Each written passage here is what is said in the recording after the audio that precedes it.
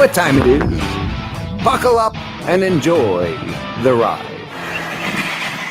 And we are live. Greetings to our loyal WFYL listeners around the world. Welcome back to your Philadelphia live stream, only on the Freedom Station. I want to thank each and every one of you for tuning in once again, because you still have the right to hear and the right to be heard. Ladies and gentlemen, my name is Mike G. As always, with me are Philly Chris, Russ the producer, and Liberty Lee. And you're listening to Mike G in the morning with The Law Matters. And you can listen to our program every Friday at 7 a.m. Eastern, only on the Freedom Station, WFYL. So let's be heard. I want to remind our listeners that you can participate in the free and open exchange of thoughts and ideas throughout the entire week by visiting MikeGinTheMorning.com. What's it called, Russ? MikeGinTheMorning.com. How about you, Liberty? MikeGinTheMorning.com. You can check out all the shenanigans that Mike G and Philly Chris are up to. You can see our social media profiles. So tell your friends, tell your family, tell your barber, tell your Uncle Jerry, tell anybody to listen to check us out at MikeGinTheMorning.com. And with that, you know what time it is. Buckle up and enjoy the ride. Hit it, Russ. You know what time it is. Buckle up and enjoy the ride. Welcome to a special edition of the Mike G in the Morning program with your live election night coverage. We've got an exciting evening in store for you here tonight. We're going to talk about a lot of different races going on. But first, I want to check in with some of our loyal listeners, part of the Mike G in the Morning family. We see Amani's checked in. Hey now, Amani. Hey now. Russ, give her a hey now. Hey now. That was a terrible hey now. You're a terrible fill-in for Philly Chris. Give her a hey now. Hey now. There you go. That's more like it. Eric checking in. Give him a hey now. Hey now. And Sean Durso checking in. Give him a hey now. Hey now, Sean. Hey now. Hey now. Love it, Russ. You're catching on quite quickly. Oh, So we've got a lot going on, particularly here in Pennsylvania. We've got the race for Senate between Dr. Oz and Fetterman. And we've got the race for governor between Shapiro and Mastriano.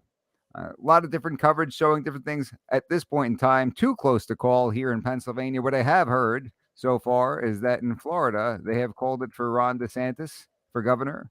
They've called it for Rubio in the Senate.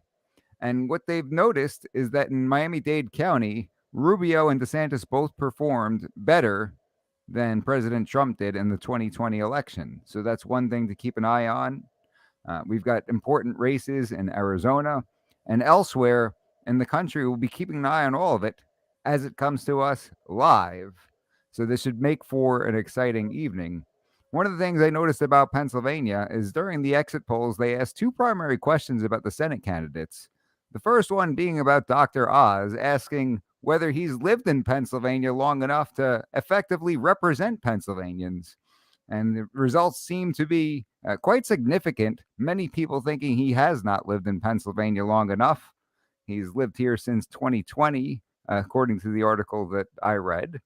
And the second question having to do with John Fetterman's health, with a significant amount of folks, although not as many as didn't like Oz not being in Pennsylvania long enough, a significant amount of folks were concerned about John Fetterman's health after that debate unfortunately suffered from a stroke.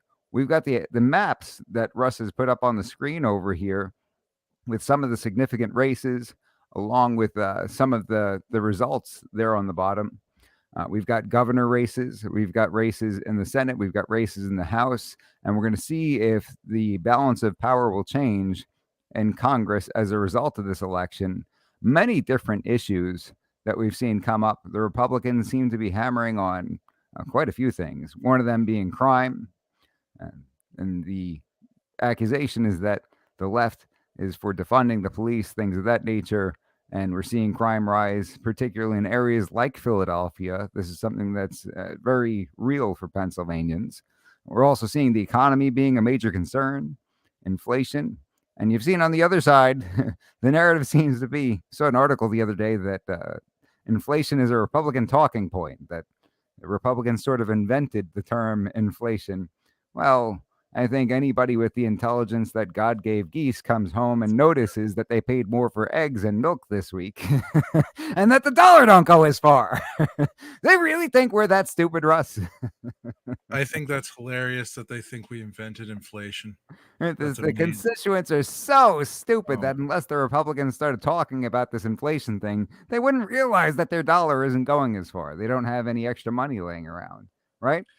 Well, it's not only that the dollar isn't going as far, but you look at places like Wawa, for example, who they decided to keep the prices the same, but they're actually just making the portions smaller.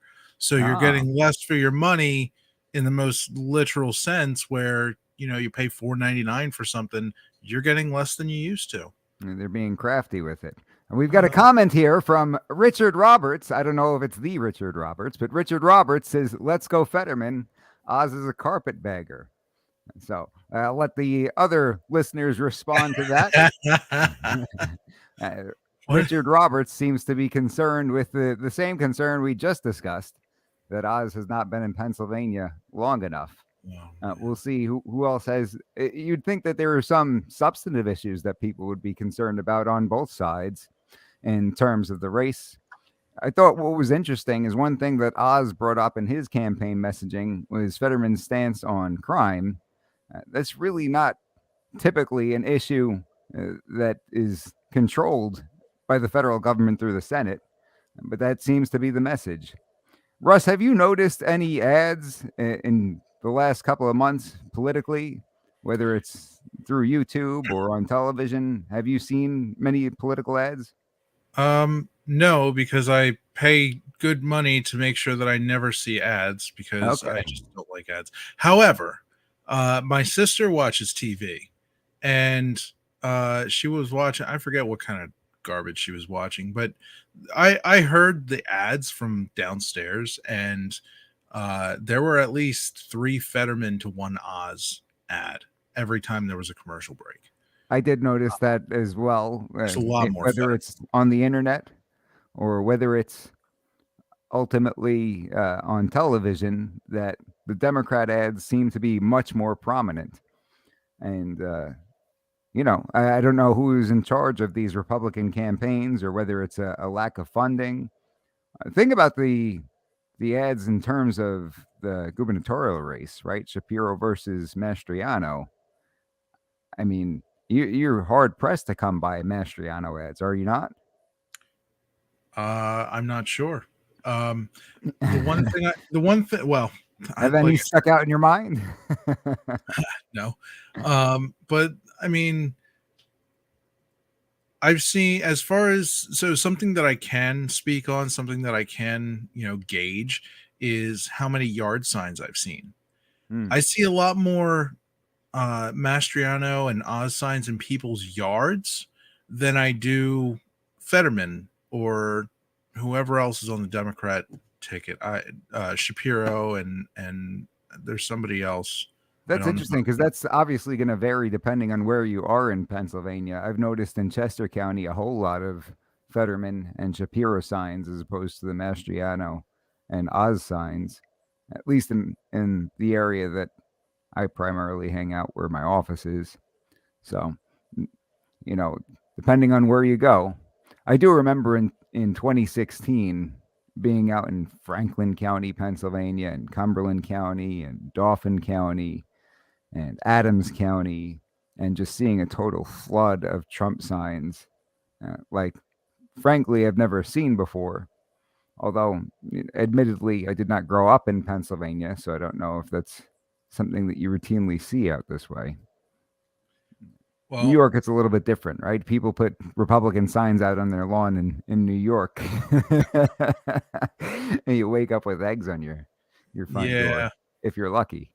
Well, I think there's a lot of silent people on that. People who don't put signs out in their yard because, I guess in the case of New York, they don't want to get egged. They don't want to get targeted in one way or another, so they just kind of keep it to themselves. It's the old, things that you don't talk about in polite company kind of rule. It's, Sure. religion, politics, and Star Wars. Star Wars. Yes. I've never heard that one. What's the gripe with Star Wars? I don't know. Nerds get really angry, especially since a lot of things in Star Wars don't make any sense. I've never seen Star Wars, so I really don't care. I don't have a dog in that race. I'm right there So, with you. I'm right you there know, with you.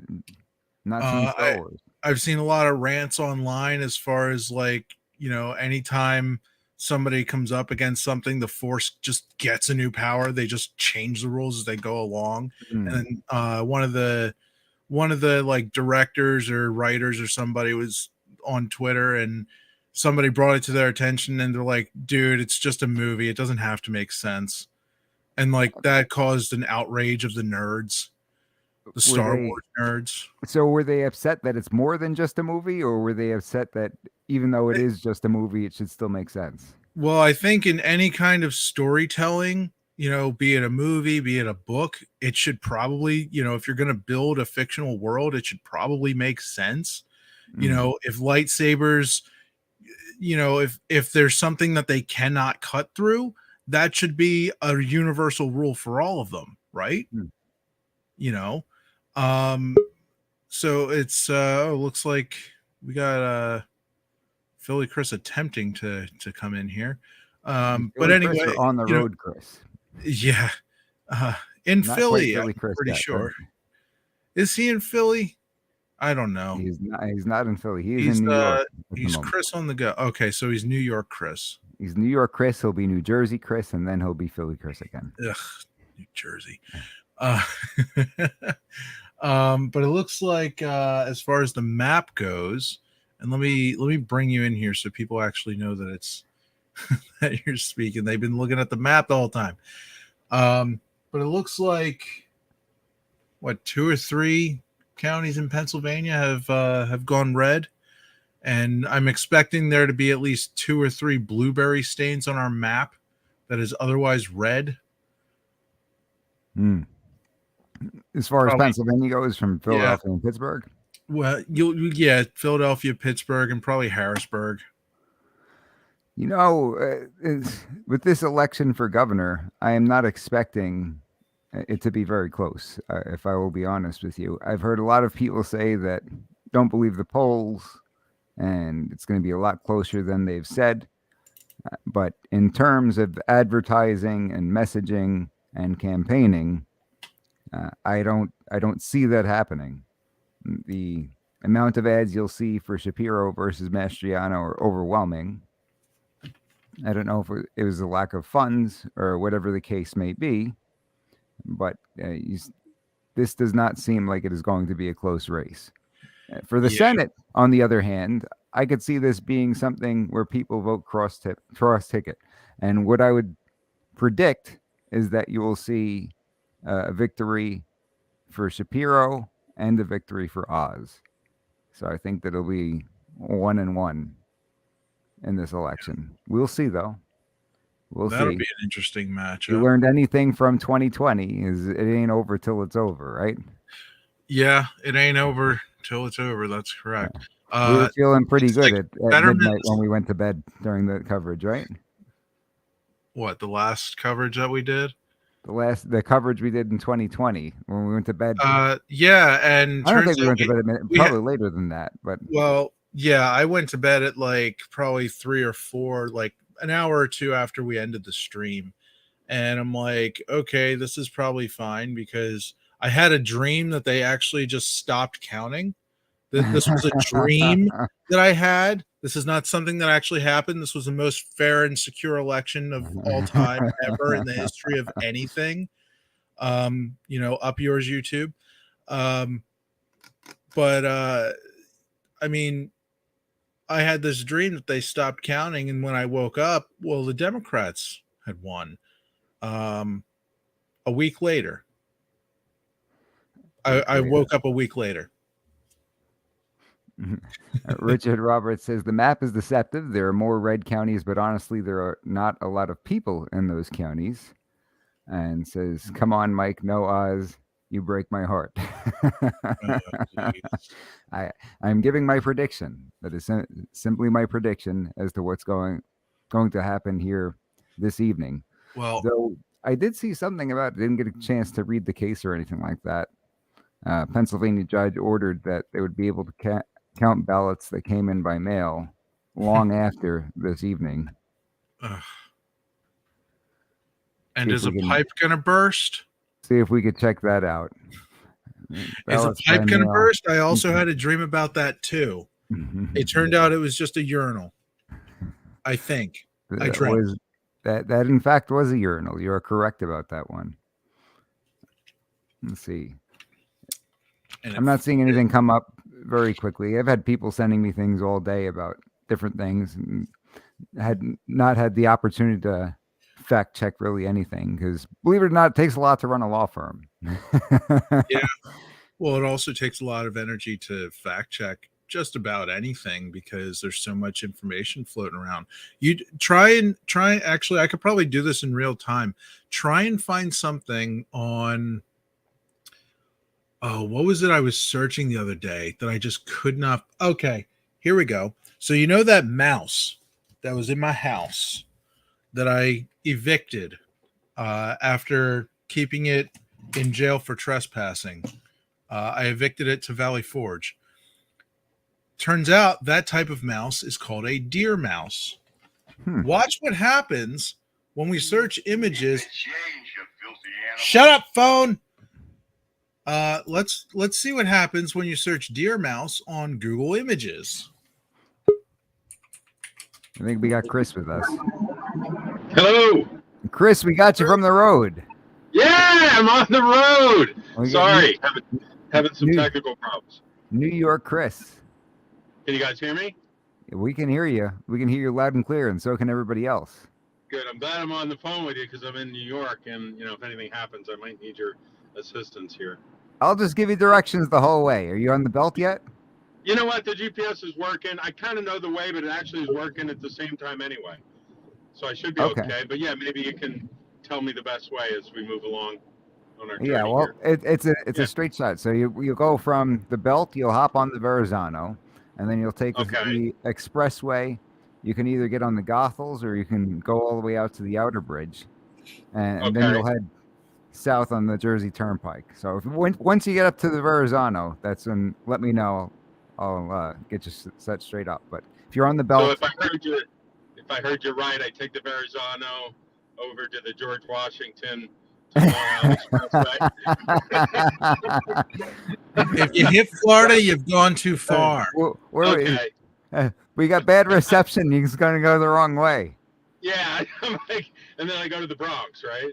It's like that commercial where the joke was that Tom Brady and Rob Gronkowski had this conversation, and Gronkowski was down in Florida telling Tom Brady to retire, saying, "Come down, enjoy sunny Florida. I'm playing golf. Go ahead and retire." Right. And the reception was bad, so Brady thought that he was telling him to come down and play in Florida, and Gronkowski was going to play with him. and they both ended up coming back and playing with the Bucs that year. So, that's funny. We're going to have our version of that where Philly Chris ends up in, I don't know, complete wrong direction. We should just see where I end up by the end of the show. It'd be interesting. So, Russ, as I understand, you did go down to the polls and have some discussions with people. Is that true? I did. So who'd you get to talk to? Well, nobody wanted to give their name, so that's fun. I can't say who I talked to because I don't actually know. They were just strangers. I talked to strangers. I hope my mom isn't watching this. Well, tell us a little bit about him. Okay, so there was. Can I mute Chris?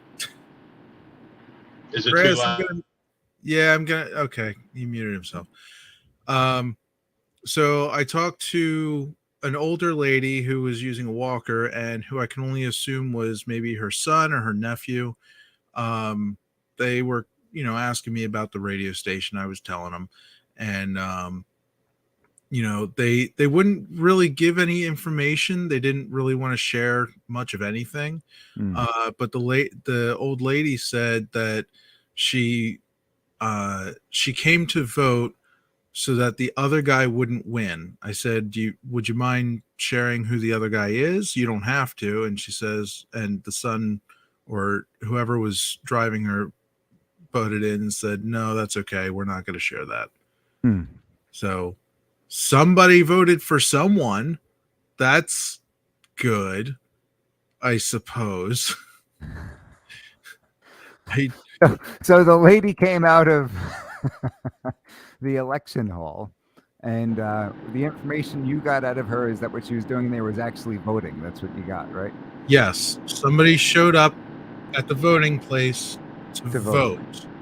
Stunning news, really. These are the kind of independent journalists we need. We need people like me, right, out talking to people at voting places going there to vote. Oh, man. Are you sure that that's what you're doing in there? Allegedly. That's pretty good. So there was also so before I got to talk to anybody really, somebody's in trouble. I can see it on the Chris cam. Oh yeah, we got lights and sirens. Yeah, put that phone away, Chris. They're gonna come for you. Especially in New York, right? Yeah, become a political prisoner. Where people have trouble driving without their phone in the first place. But there was another. So I got asked questions by, I forget. He said he was like a constable, maybe. He was somebody. He had a lanyard with a star. So I don't know. He was short, kind of stubby. I'm just gonna call him Sheriff Woody. And he was asking me questions like, who are you with, and stuff like that. Longest conversation that I had was with the guy who was like, who are you? Oh yeah. He didn't say it like that, but that's my interpretation. Fetterman's numbers are falling. We started this stream, he had like 27% in the positives. He's now down to 19.16, according to Fox News. If you like Fox News, that is, if you trust.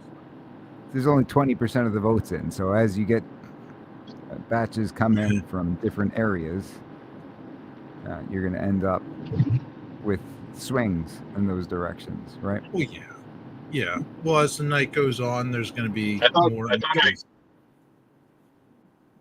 What's that, Chris? Is Philly Chris getting pulled over? I heard he already got 120% of all. He got 120% already. Chris is breaking up, and that number is not accurate. Yeah, it's just a rumor on the street. Yeah, there was a dream that Chris had, and Chris is crazy. We know this. So the other people that I talked to, they didn't have much to comment on. I asked them, who do you think will win and by how much? They were like, well, it's kind of a toss-up, like 50-50 as far as Fetterman and Oz. And then I said, hey, did you see the blood moon this morning? Just to make it so that not everything's political, ease people, give other people passing by, this isn't so bad. And they did. Take I-95 that was South boring. By truck. This is the fastest route. Toll-free route is 24 Nobody minutes try per and find Chris to rear end him, okay? Nobody do that. Yeah, no worries. I wanted to be on the street. Yeah, I should. We'll have a Pine Philly Chris contest. Yeah, you win mustard. Mustard that's been in Chris's car for a while. But I asked him about the blood moon this morning, and that was boring. And then I asked a few more questions, and they didn't have any comment. So, yeah. And I mean, I got it. I got all this on like, I didn't get the old lady on video. I wasn't recording when Sheriff Woody came up to me.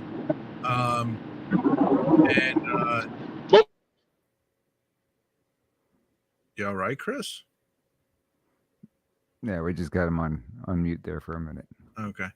But yeah, it wasn't really anything worth I was going to say, what sharing was on your the approach, stream. Russ? How did you approach the people? I What did you say? kind of Like, so the way that I approached people was I said, "Hey, do you have a minute?" I had the microphone in my hand. I said, "Hey, do you have a minute?" And most people were like, "No, thank you, not right now, not right now," or "It's too cold," or they just. I got like 2 people to talk to me. There was somebody else who came up to me.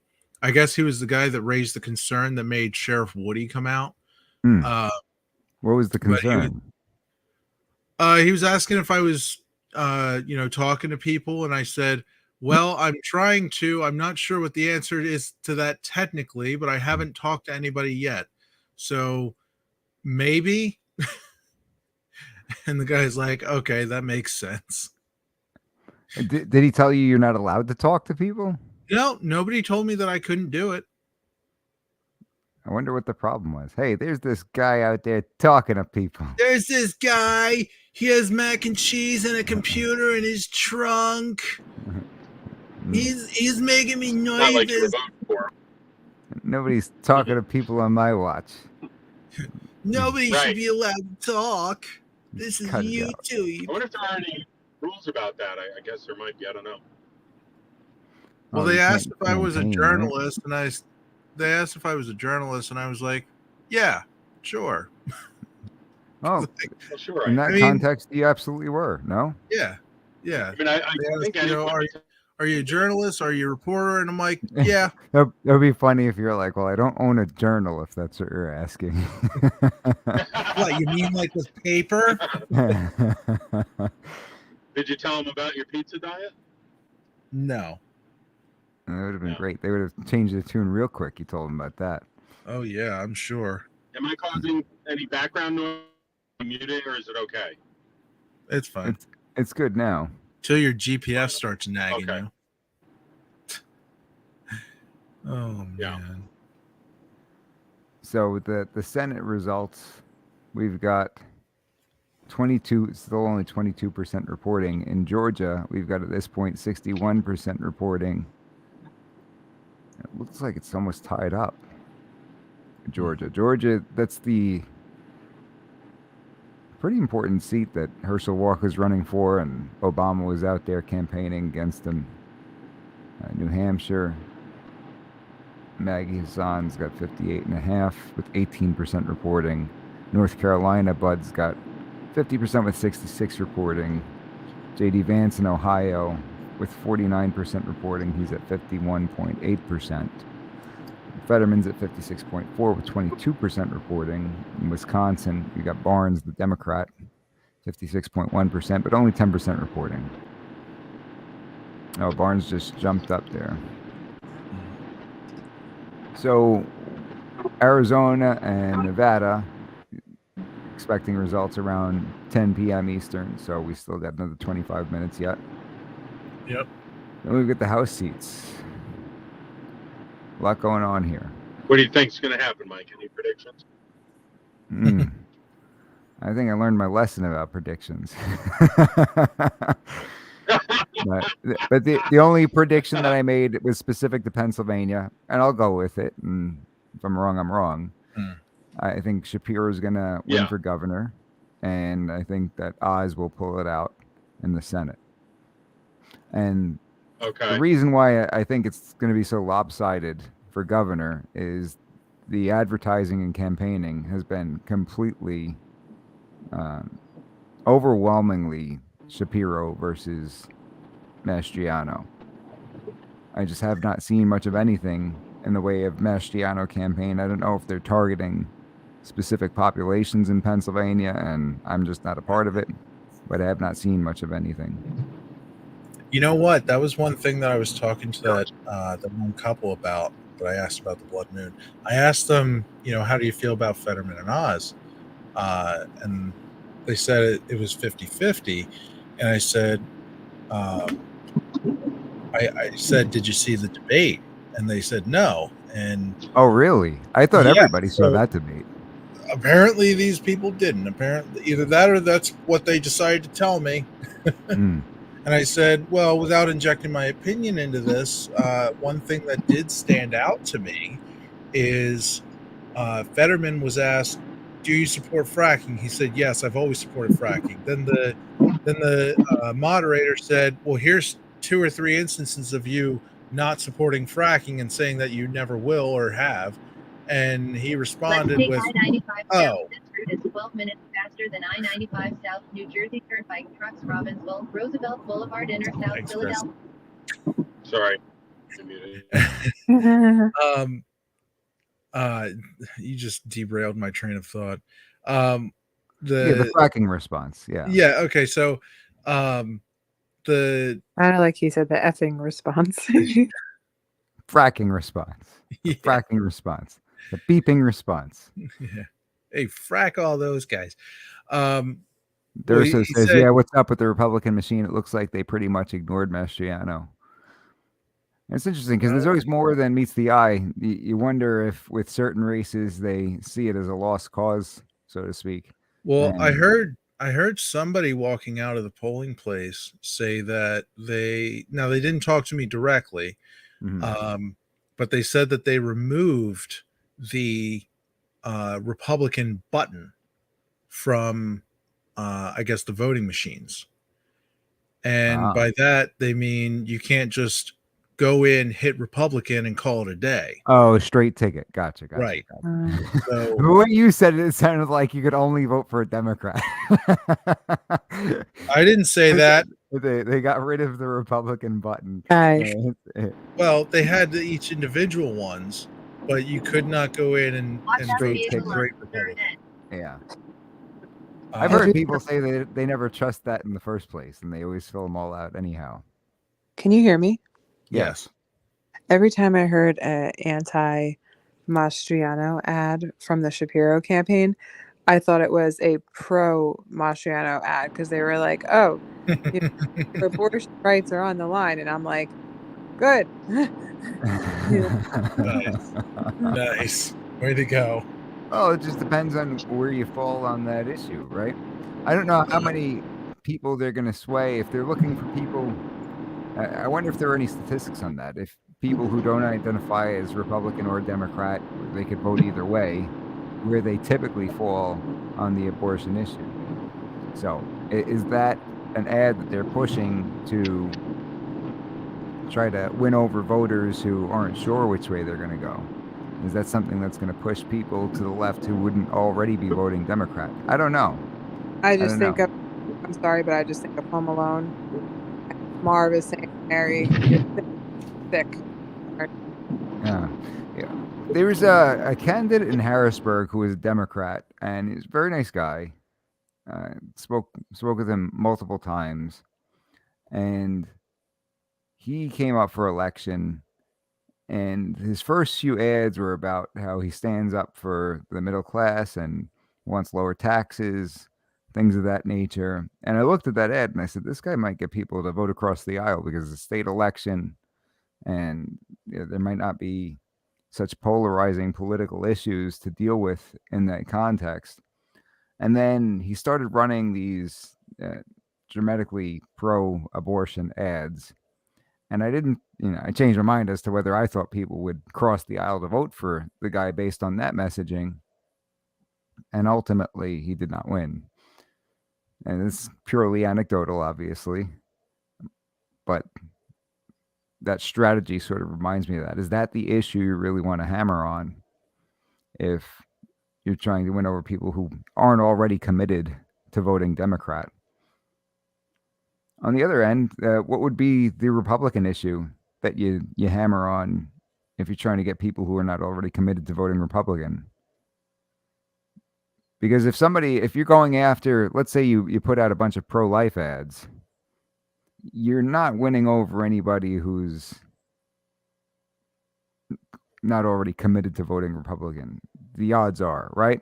The odds are, if you're speaking to somebody, you're preaching to the choir, so to speak. You're not gaining any new voters. Maybe that's just an issue that if you're looking to cater to that population, you stay away from altogether. Problem is, people got very serious convictions on that issue, and they want to know that their candidate's going to stand up for that. Even when Oz gave his response, we talked about this last week, and there were people on the pro-life side that weren't happy with that response. So, and Well, politics makes sense. is very, very multi-layered sort of adventure, right? It certainly is, Michael. It comes down to much more than what do you believe in. That's not what it's all about. Well, you know, I was talking to some people in the city recently, you know, who are voting Democrat, and I don't want to generalize too much, but it just seems like oftentimes when I talk to folks on that side, they're just really voting that way because that's how they've always voted, and they don't seem to know the issues, you know, as well as some other people you might talk to. Oh, Does the that make Democrat sense? Party has certainly changed, right? Maybe they still Yeah. don't like the alternative, but the Democrat Party has certainly changed, not only over the course of 30, 40 years, right? If you look at the Democrat Party from the 70s, let's say, it's virtually unrecognizable today. But even we've seen a dramatic change over the last 5 or 6 years, I'd say, with some of these issues Yeah, that are coming up. right.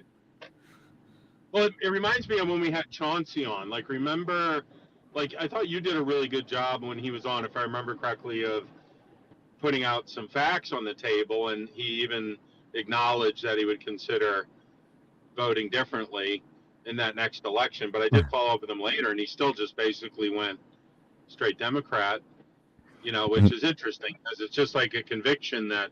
Oh, he was 100% a Trump supporter by the time he left the studio that day. Yeah, like I'm There's no doubt about it. Right, like yeah, we should play that episode again. I'm trying to get him to come back on. Maybe we could talk to him about that. But it's interesting. I think that it's like just so ingrained in people, and their belief in what that party represents is so strong, you know, that they just can't get past it. Does that make sense? Mm-hmm. Sure does. Yeah. Sure does. That's a little bit of what Marlene was talking about last week as well. Right. So just to give you some of the numbers on the gubernatorial race that I've got over here. In Adams County, Mastriano way ahead. Looks like there's 37% in. He's got 63% of the vote. But like Rich was saying, very few people get almost 10,000 for Mastriano, a little over 5,000 for Shapiro. You've got in Allegheny County, you get 264,000 for Shapiro and 88,000 for Mastriano. That's with 61% in. So that's a dramatic difference, right? Yeah. Armstrong County, you've got 2,200 for Mastriano and less than 1,000, fewer than 1,000 votes for Josh Shapiro. Beaver County, you've got Mastriano with about 8,000 and Shapiro with 7,300. So pretty close there. Bedford County, overwhelmingly Mastriano. Berks County, you've got 33,000 in for Shapiro and 28,000 in for Mastriano. That's with 40% of the vote in. Bucks County, Mike? Yes. Can you post in the doc the website you're pulling these from? Sure. That way I can throw it up on the screen. Yeah, let me just read some of the counties that our listeners might be interested in before I go ahead and do that. Center County out in State College area, 42% of the vote in. You got 69% for Shapiro. Nice. 29%. Nice. Well, not nice. That's not the guy I wanted to win, but nice. 19,000 votes for Shapiro versus 8,000 for Mastriano. Chester County, so far you've only got 11% in, so this is really might not mean much of anything, but 21,000 for Shapiro, 7,000 for Mastriano. Let's see a little bit further. Cumberland County, you got 30,000 for Shapiro, 17,000 for Mastriano. That's with 43% of the vote in. Dauphin County, 22,000 for Shapiro, 4,000 for Mastriano, 23% of the vote in. Delaware County is completely lopsided for Shapiro, but only 8.1% of the vote in. 19,000 for Shapiro, 2,400 for Mastriano. Let's see if there are any counties that have a. Franklin County's got 61% of the vote in, with 26,000 for Mastriano and 9,700 for Shapiro. 71% in Greene County. Greene County. You want to help me out? Where is Greene County, Russ? Hang on, I'll Google it. Smaller population because they got 6,300 for Mastriano and about 3,000 for Shapiro, with 71% of the vote in. So, I think it's next to county. yeah, you completely broke up. So if there was a joke there, we missed it. I didn't know if you're going to say it's next to Purple County or something. Sorry, am I breaking up over here? It looks like it includes. So, Greene with an extra E at the end. That's correct. Let's see. Lackawanna's got up in Scranton 90% of the vote in, 50,000 for Shapiro, 29,000. Greene County is the very lowest left county of Pennsylvania. Gotcha. The one way in the corner. Gotcha. There are 0 votes in Fayette County. And if you go out west, they talk about Fayette County. They're affectionately referred to as Fayette-Nam. That's the nickname over there. 0.0. 0% in. Jefferson County, Punxsutawney, they've got 94% of the vote in already. And you've got 70% for Mastriano, 28.1 for Shapiro. Lycoming County's got 95% of the vote in. It's Williamsport, 28,000 for Mastriano, 14,000 for Shapiro. Let's see what else. Montgomery County's got 21% of the vote in. 80,000 votes for Shapiro, 8,800 for Mastriano. I'm sure that's very accurate. So for whatever's come in, wherever they pulled that from, Mastriano's Their getting butt. spanked over in Montgomery County. I'm positive they pulled it from their butt. Northampton County, you got almost 50% of the vote in. Shapiro's got 62%. Mastriano 35%. Philadelphia's got 21% of the vote in. 110,000 votes for Shapiro, 13,000 for Mastriano. And that seems to be it in terms of places where a significant amount of the vote has come in.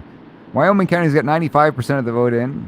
Small populations, 6,900 for Mastriano and 4,500 for Shapiro.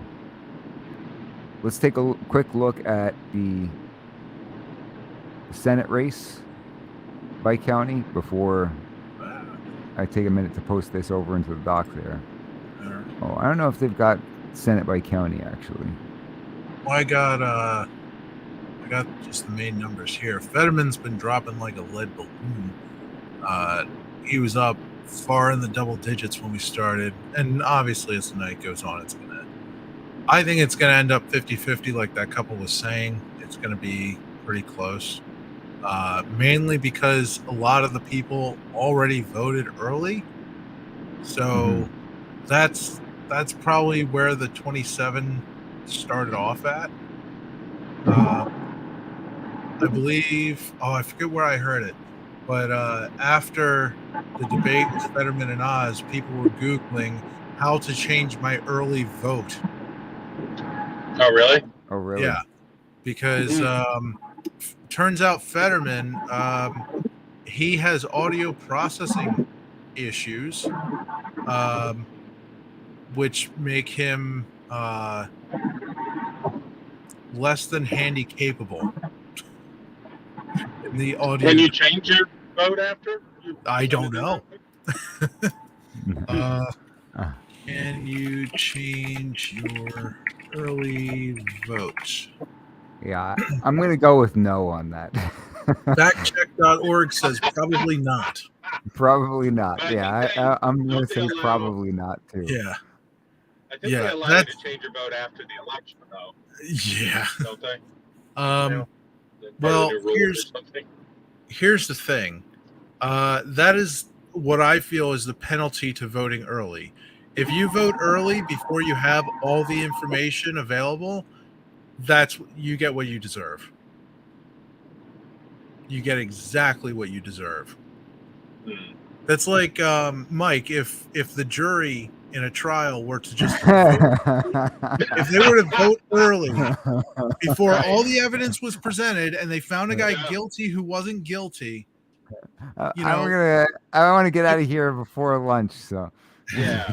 I heard enough, Your Honor.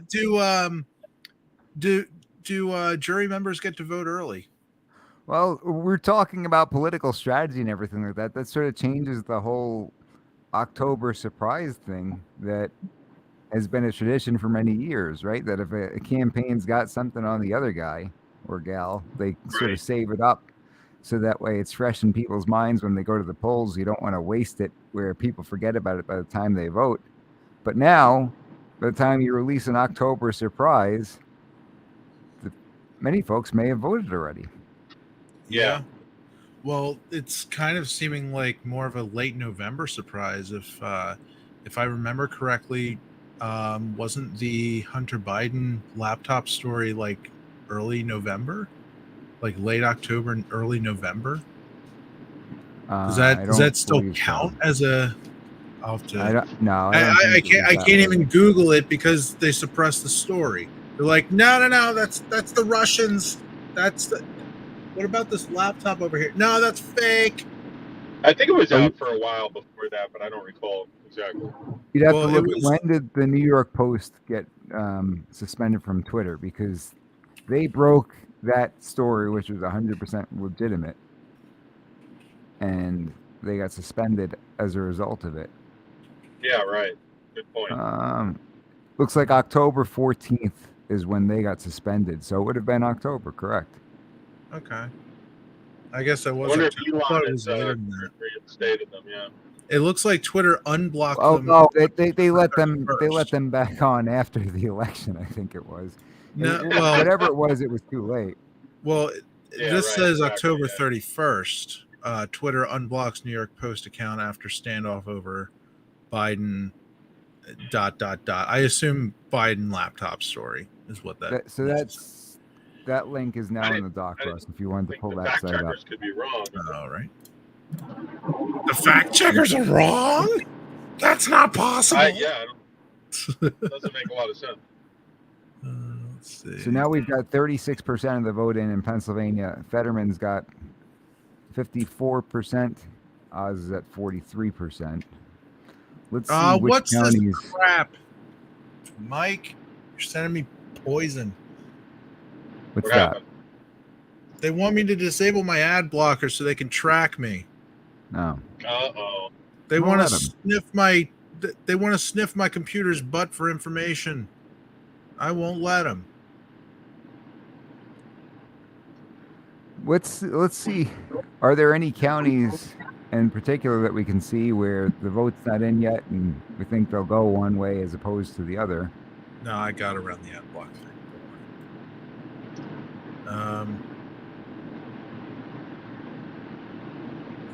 Oh. This is we have light mode. Gross. Richard Roberts says, I'm more bullish on Fetterman. He is running ahead of other Democrats in rural counties. Huh. Well, that's a good point. This is a pain in my eyeballs. And going into it, you knew that was going to be an issue. The question was, did that debate and did people's concerns about health change anything? Oz looked like Well, I he was wonder in how many- terrible shape. If you would have asked me a month and a half ago whether there was any chance Oz was going to win, my answer would be entirely different. Okay. I think Well, I wonder what percentage of the voters actually watched it too. he's probably in better shape today than he was at any point during this campaign. probably. Did we have a gubernatorial debate? If we did, I missed it, and shame on me. But did Shapiro debate Mastriano? I wasn't aware of it. I'm not sure. I can Google it. Check it out, Russ. Check it out. Did Shapiro debate? No, they never had it. They never had a face-to-face debate in their race for I governor. was gonna say, I feel like that would be all over and paid a lot of attention to if they did. Right. I'm pretty Kinda sure ridiculous that that Mastriano wasn't called Shapiro a coward for not wanting to debate at all. Hmm. But don't quote me on that. Well, as a matter of strategy, would you blame him if you were so far ahead? Like, what is there to gain at that point? If you're cruising, Yeah. are the people who are going to vote for you going to care about that? Are they going to call you a chicken for not debating? I don't think so. I don't think that. I think They'd probably I still think it should vote be for some you. if sort you of were- requirement. Like if you're running for office, it should be like it's like a job interview or something. You know, it should be sort of Basically. required. What do you guys think? Yeah, I agree with you on that, Chris. It should be a requirement. However, I think he held off for a while, and then he saw what happened to Fetterman and how he was just stumbling over his own feet. And Sure. nobody had to tie Fetterman's shoes together. He was just tripping himself. And Shapiro was probably like, you know what? That thing that he's doing, I don't want to do that. I think I'm just Right. going to skip the debate. Right. Yeah. Well, So I don't really. Liberty says what's Liberty right saying? here. Said I guess we were talking about the ads. Liberty said, "What the heck? How did the ads pro-abortion help Shapiro? What the heck? This generation." Another thing, though, and you've got to recognize this, is that the ads that Shapiro ran, he ran ads catering towards the Latino community and towards many different demographics. And people on the right can focus on, election integrity. I'm not saying it's not important. Obviously, it's important to have safe, secure elections. However, Republicans, if they want to win in the future, need to acknowledge that they're outdoing us on that end. They're running better campaigns. We've got a very special guest who's about to join us, and we're welcoming Chris to the Mike G in the Morning program. Chris, can you hear me? Yes, I can. How you doing, Mike? Chris, thank you so much for joining us. We don't want to let the fact that Veterans Day is this week to be eclipsed by the election results. Obviously, the election results are very important to the future of this country, but we want to honor our veterans on today's episode. And so Chris has been gracious with joining us here today. Chris is a veteran himself. Chris, why don't you tell people a little bit about your service? It was a pleasure to serve. It was an eye-opening experience. I got to go to Bosnia. I did 4 years. I would have did longer if they'd have fixed my back, but they kind of blew it off. Mm. So you got injured in you got injured in the service? No, I just got injured during training, Mike. I didn't get injured through combat.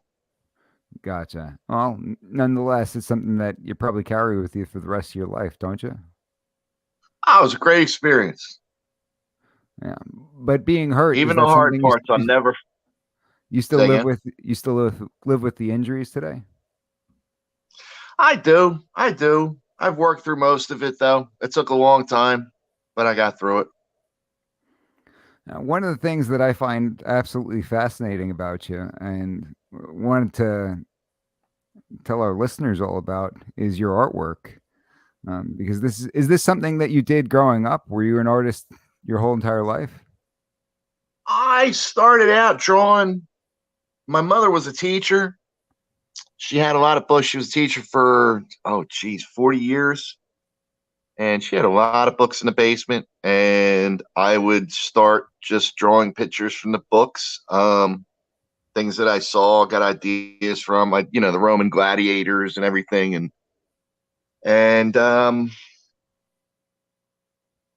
in school, and just, you know, grew up, and then I kind of got away from it for a long time, and I just started doing it again.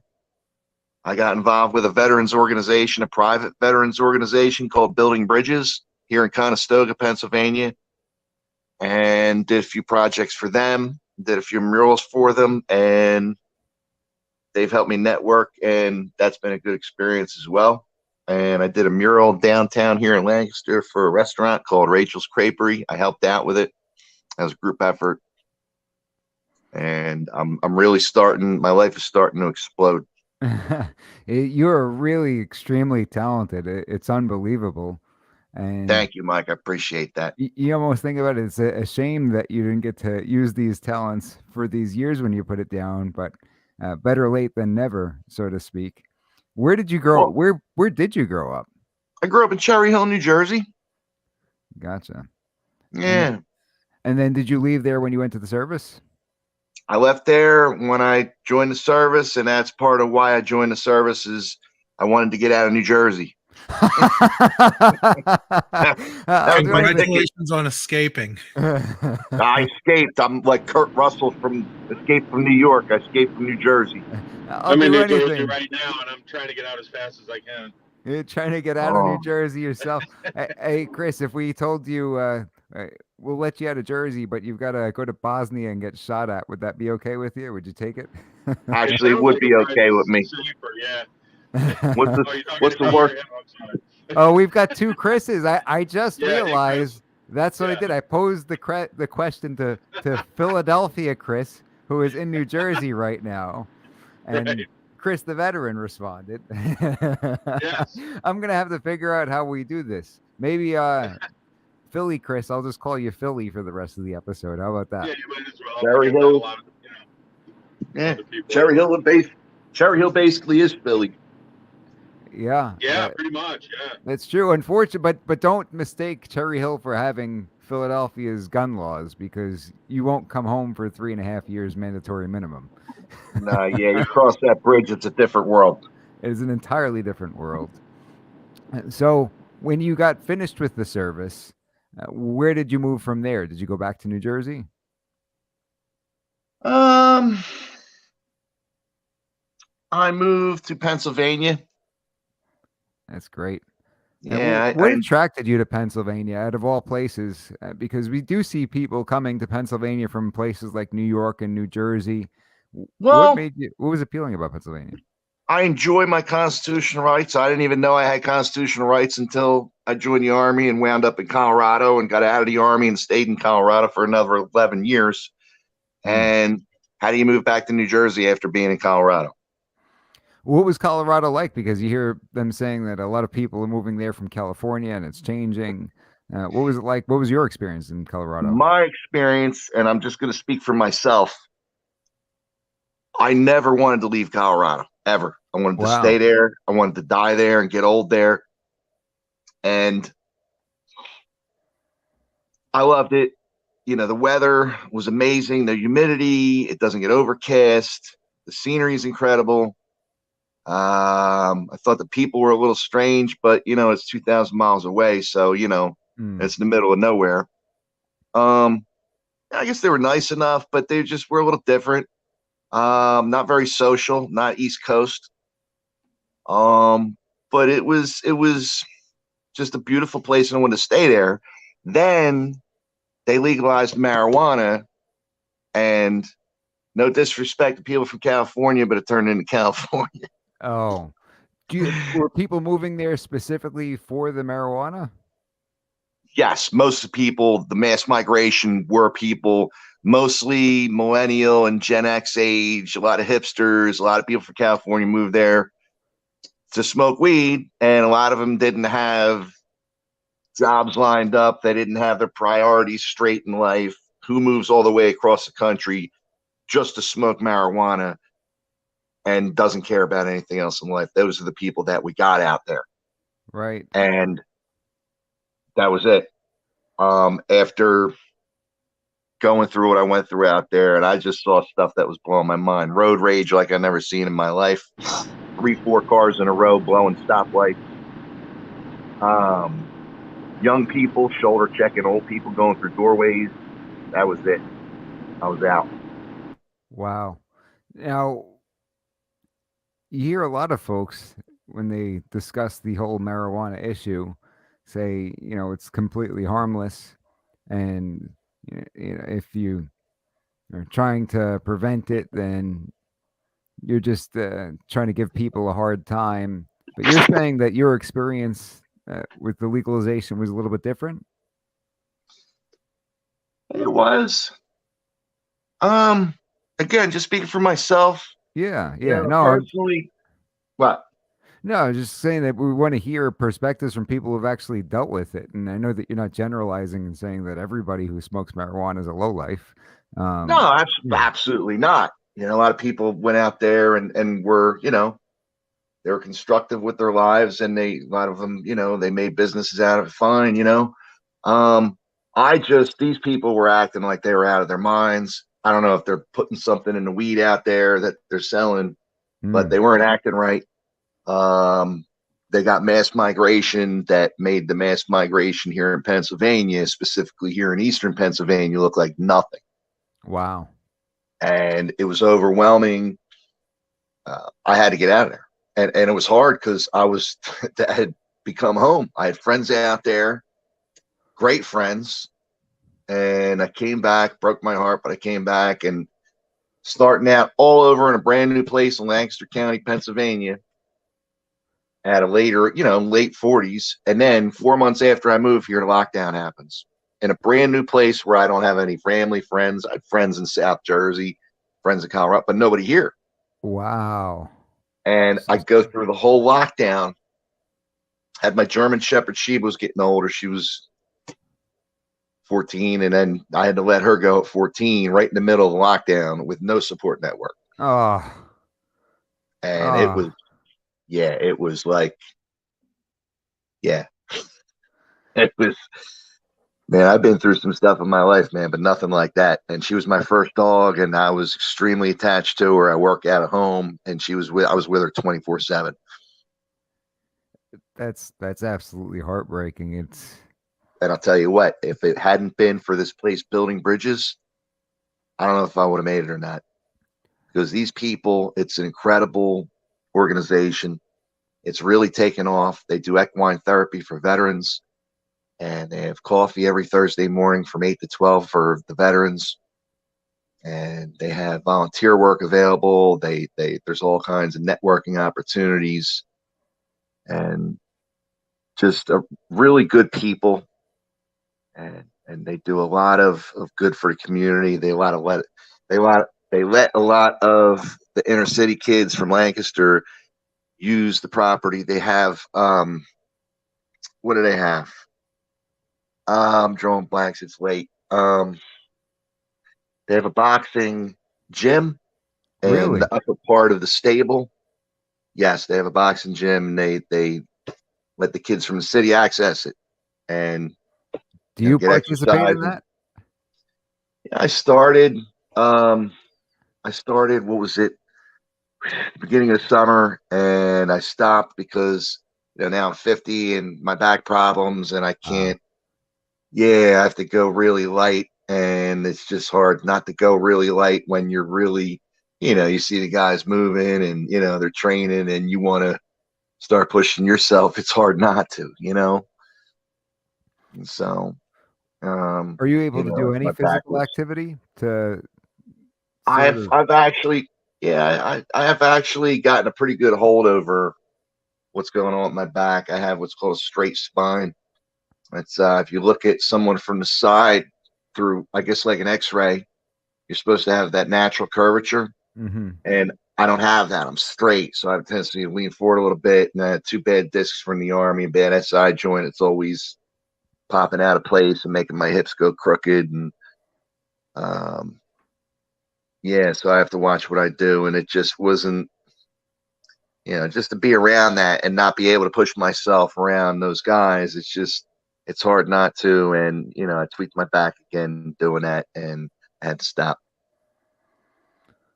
Yeah, it's a shame that you go out there and you sacrifice for this country. You join the service, and it's something that you have to deal with for the rest of your life. I'm glad that you found this with building bridges, and it seems to be helpful overall.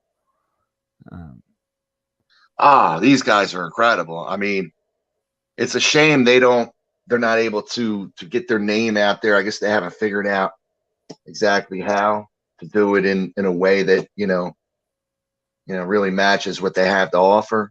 But they're an amazing organization, and if I could help them get their name out there, I mean, it's I really look for the opportunities. yeah, And I everybody love, should definitely check them out. Anybody who's listening or they watching offer the live stream. they offer free equine therapy for veterans and their families. Now, And these people are brilliant. The therapist that does it with, I think it's her husband. He's there, keeps an eye on the horses in case they spook or something. She's brilliant. This woman is brilliant. And they watch how you interact with the horses, and they watch how they react to you and how you react to them. And these horses can read people. They have something in their limbic system in their brain that where they can pick up emotions. Like I walked in there angry one day. I didn't think even they would pick up on it. The therapist and the horses bolted and ran. And I said, why did? But they said they could sense your energy. Just amazing therapy. have you encountered veterans who struggle with mental health issues or with drug or alcohol issues? I have here and there in my travels. Can't remember any specifically that stand out to me. Hmm. And is aside from building bridges, have you seen any other resources for veterans like that? Other than the VA, no. I know that they're out there. This organization happens to be, from what I understand, private. The man owns the property. His older brother was a World War II veteran. He's around Korean War age. His older brother came back from World War II, and he committed suicide because he had trouble processing what happened and what he saw. Mm. And so that's I guess his mission statement. The man who owns the property, and he decided to donate the use of his property to veterans and their families, and help the community, and with the kids, letting them use the boxing gym on the property and everything. Just really good community organization as well as it being a veterans organization. It seems to be something that's far too common, though, as well, though, right? The veterans suicide. It is. I mean, I don't have any figures in front of me, but it's Yeah. very, very high, and it goes largely unnoticed. It's not So, really, doesn't seem like it's really addressed. do you think that painting and your artwork helps you mentally? Does it sort of do something good for Absolutely, to your help mental health? anybody mentally. Absolutely, absolutely. It's great expression. When I'm painting, it's worked better than anything else in my life as far as getting rid of anxiety. Anything negative, basically, or at least being able to do that temporarily. Um, and it's a talent that I haven't used in a very, very long time, and I just started using it again. So I'm really trying. Your paintings, they do have Christian themes, many of them, don't they? I'm not sure if they do, but if they do, then great. They just, I like natural scenery with a lot of energy. I like a lot of rich colors. That's why I do the sea life. I like volcanoes and lightning and stuff like that. It's amazing. And you're a man of faith as well. Yes, I had an experience with the Lord when I was 19. I called out to him. When I was very young, I asked my mom if I could ever talk to Jesus, and she said absolutely. She was Catholic. And I was about maybe 4 or 5 when I asked her that. And then when I was 19, I had a little bit of trouble. Had a little bit of an emotional breakdown, and I got upset and I was kind of sobbing. And I've been wrestling with things for years, for a long time, probably going all the way back to maybe when I can remember. And I called out to him, and he answered me. He said, "Christopher, I love you. I've always loved you, and you've always belonged to me." And I felt his presence, and I felt like a brand new little baby. And that was about 30 years ago. I was about 19 years old. And then last summer, I was here in Lancaster. I was outside of town, out in the country, and I had Google Maps on. And yeah, every so often, like I pray every day. I thank him for every day. I talk to him, Yeah, I touch base with him every day. But every so often, I really get on a roll and I start connecting with him. And I was in my car and I was doing that. And I talk out loud when I connect with him. And I just was telling him how great he was, and I was thanking him for everything he's ever done for me. And I was going on for a few minutes and just really getting intimate, like he was sitting right next to me in the car, because for all I know, he was. And when I got done, the automated voice on Google Maps that gives you directions says to me, "That's high praise coming from you." What? Yes. Yes. And I'm pretty sure Google Maps automated voice is not supposed to do that. That's wild. Yeah. That's everybody wild. I asked, everybody I told that story to, I most of them I started off with, before I told them the story, I said, "Do you use Google Maps?" "Yes." "Have you ever had automated voice on there say anything to you other than just giving you directions?" "No." Nobody said yes. Wow. And Well, even if the it does, story. the timing itself would be uncanny, right? You know what? I don't, I mean, I've had other people in the car with me with Google Maps on, talking to them, every so often. I'll be running errands. I'll talk to myself. Never said anything then. About 15 years. Why would it just say something when I'm the one day that I'm really connecting? I only connect like that maybe a few times a year. I mean, the way that I was connecting that day, it only gets that intense, once or twice a year, Why would it pick up on that and say at that specific time? I want to ask you one more question, Chris. Obviously, with this being election day, we could see some significant changes for the balance of power, not only in Pennsylvania, but throughout the country. As a veteran and as a Christian, what are your major concerns for the future of this country? I'm going to be honest. I mean, look, I'm a very forthright person. I think we're on the way out. I hope I'm wrong. I don't say that lightly. I love the country. Is it the division that's concerning you? I don't see how this is going to turn. How is this going to turn around? With how much damage has been done, with how divided we are? How is this going to turn around? I mean, nobody's standing up. I mean, they're doing blatantly illegal stuff in broad daylight. Nobody's saying nothing because nobody wants nobody knocking on their door. So is and freedom of speech a concern for you? Yeah, absolutely. I mean, I knew this was going to happen. I'm not trying to be Nostradamus, but when 9/11 happened, the day it happened, I knew all this stuff was going to happen. I didn't know exactly how it was going to happen, but I knew it was going to happen. You knew they were going to use that as leverage to restrict our freedoms moving forward? Yeah, look, I mean, the Patriot Act, who was it? Patriot Act. Who was it? Who was the journalist that called Bush out and they said, "There's a lot of unconstitutional stuff in here." And he said, "Well, hold on, man, I got to protect the country." And it's not about Bush or whoever else, but it's just the response. They said, "Don't worry. We're not going to use it against American citizens. We got to get these guys running around the caves over there." Mm. And everybody's like, all right, okay, that's what they're saying. So, Oh, okay, we trust you.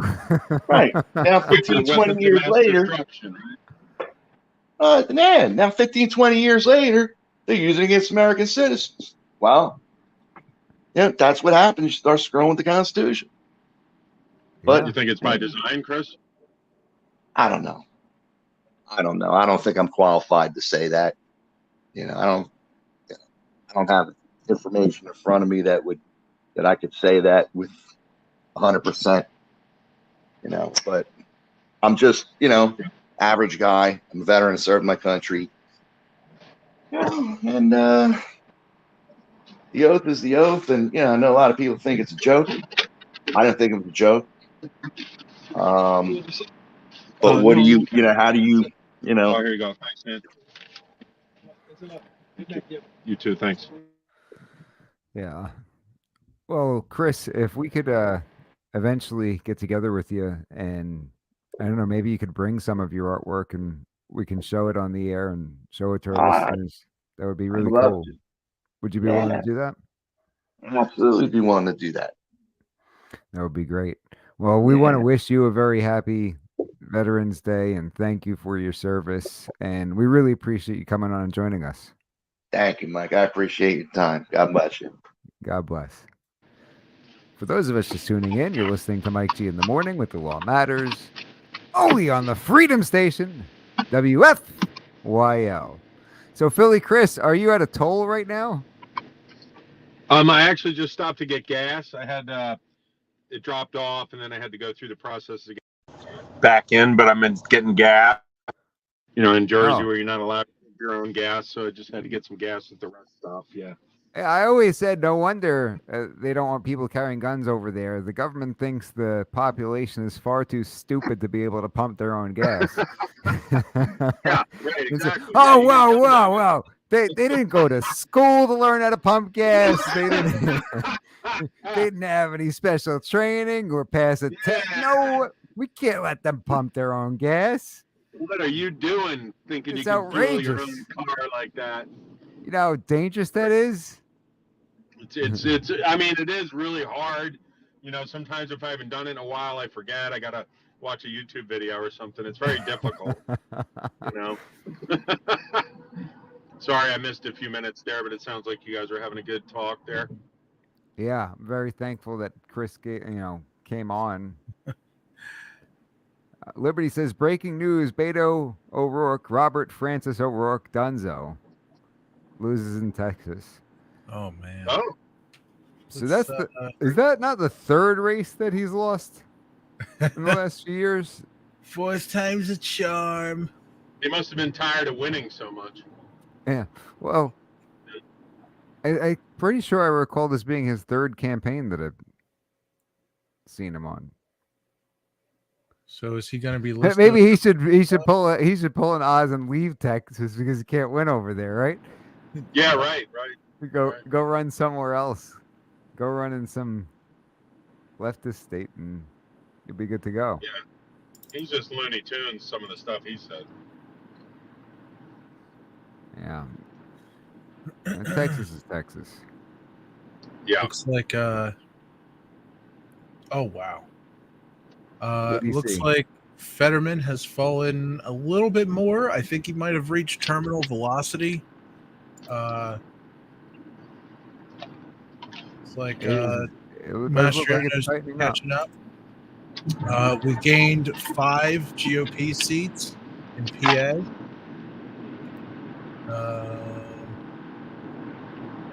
Can't tell if the number went up or down. I wasn't really keeping an eye on that. A lot of elections. I think this was 51%, 51 point something. So Fetterman's still falling, but it slowed down. And yeah. So I think our next funny ad should be about pumping gas in New Jersey and why it's dangerous. It should be a political style ad. What do you think? Yeah, Snowflake can bring you a PSA of why you shouldn't dare try to pump your own Why gas. you shouldn't use gas and instead you should use a bag of bees. There we go. Run on nice, clean burning bees. Where do I put the pump nozzle, sir? Bend over and I'll show you. Yeah. But at least Like it's like your $8. expression.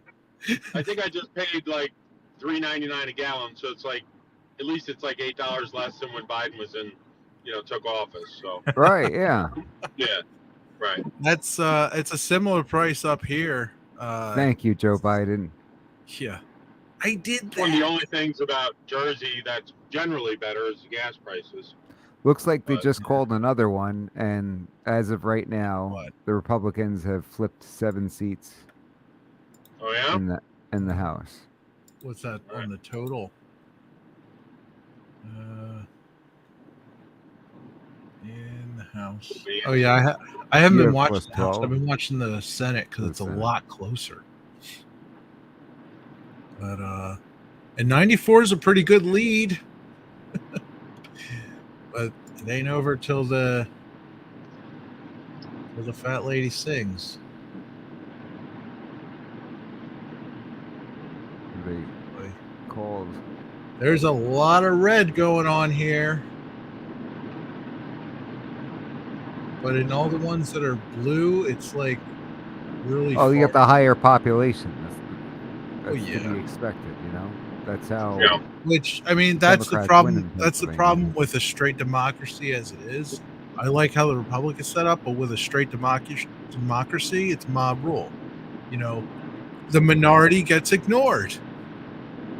Right. Well, somebody's got to be a winner, So Well, you yeah, gotta- somebody's you got to gotta cut win. it off at some point. You can't be like, all right, whoever loses gets to make all the decisions. Well, yeah. The vote's got to mean something. But, Well, you would hope. the reason why we have the electoral college is for that very reason. So Because that- nobody wants to count to 3 billion. Could that be part of the reason? No, You you got to have representation from different communities. That's all. Exactly. A place like Rhode Island shouldn't be, ignored because they're tinier than Texas or California or every other state because Rhode Island's the tiniest. The issue is that you've got dramatically different ways of living and sets of problems and solutions that may or may not work in some locations as opposed to others. The people in Franklin County are going to have different priorities than the people in Philadelphia. Well, yeah, there is no one-size-fits-all solution. Otherwise, it would be like a monarch or something. You would have... these.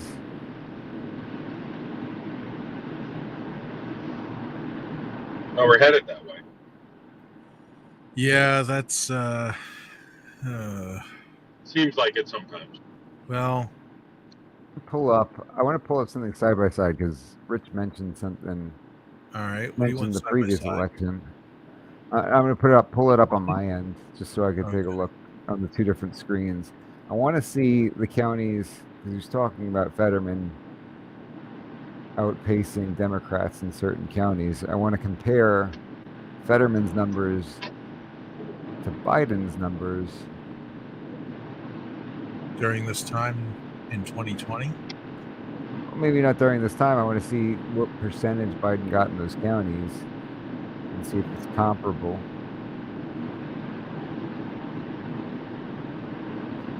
Yeah, I'll let you look for that. If you want to paste it in the doc when you do find it, I think it'd be interesting to look at. If you're able to find it, that is. More Pennsylvania presidential results. I got Obama. Okay, it looks like they don't have by county, let's see. 2020. You might need to type in Harris.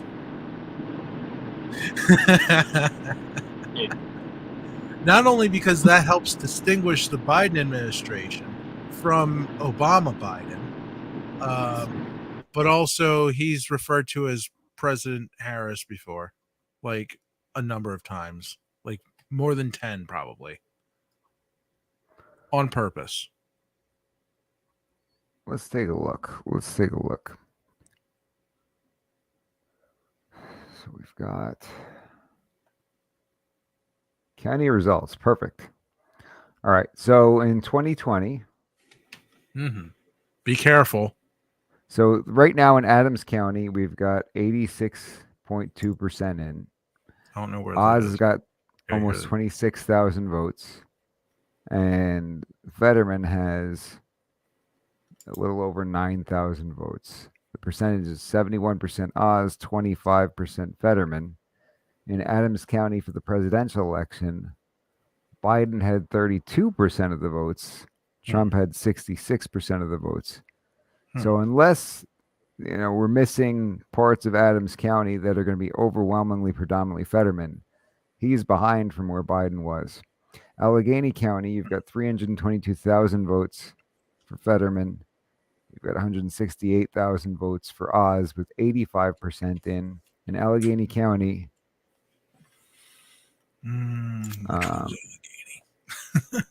Allegheny, Biden had 429,000 votes to Fetterman's 322 right now, and Oz has 168,000 to Trump's 282.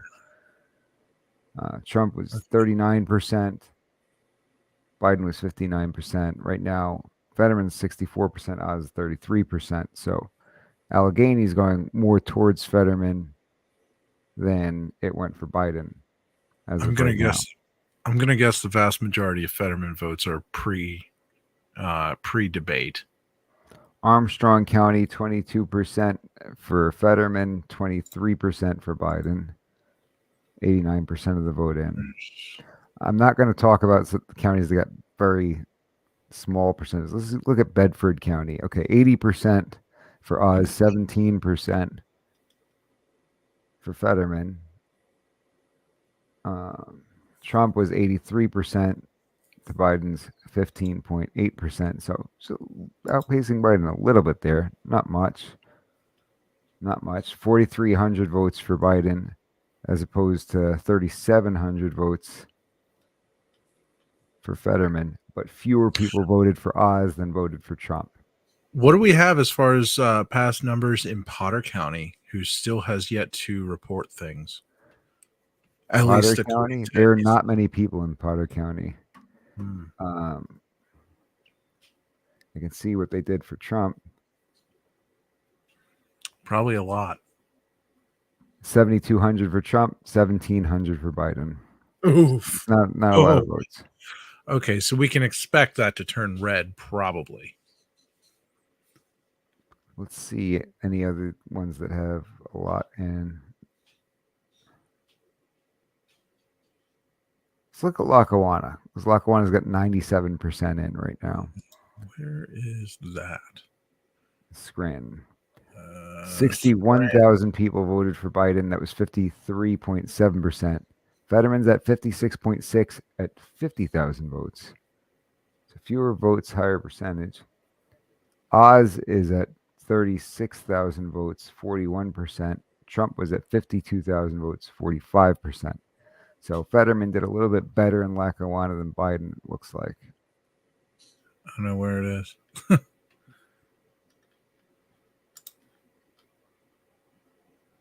Wow, this is actually surprising. Chris, you've been up to Pike County, Pennsylvania before, right? Yeah, I've been up there.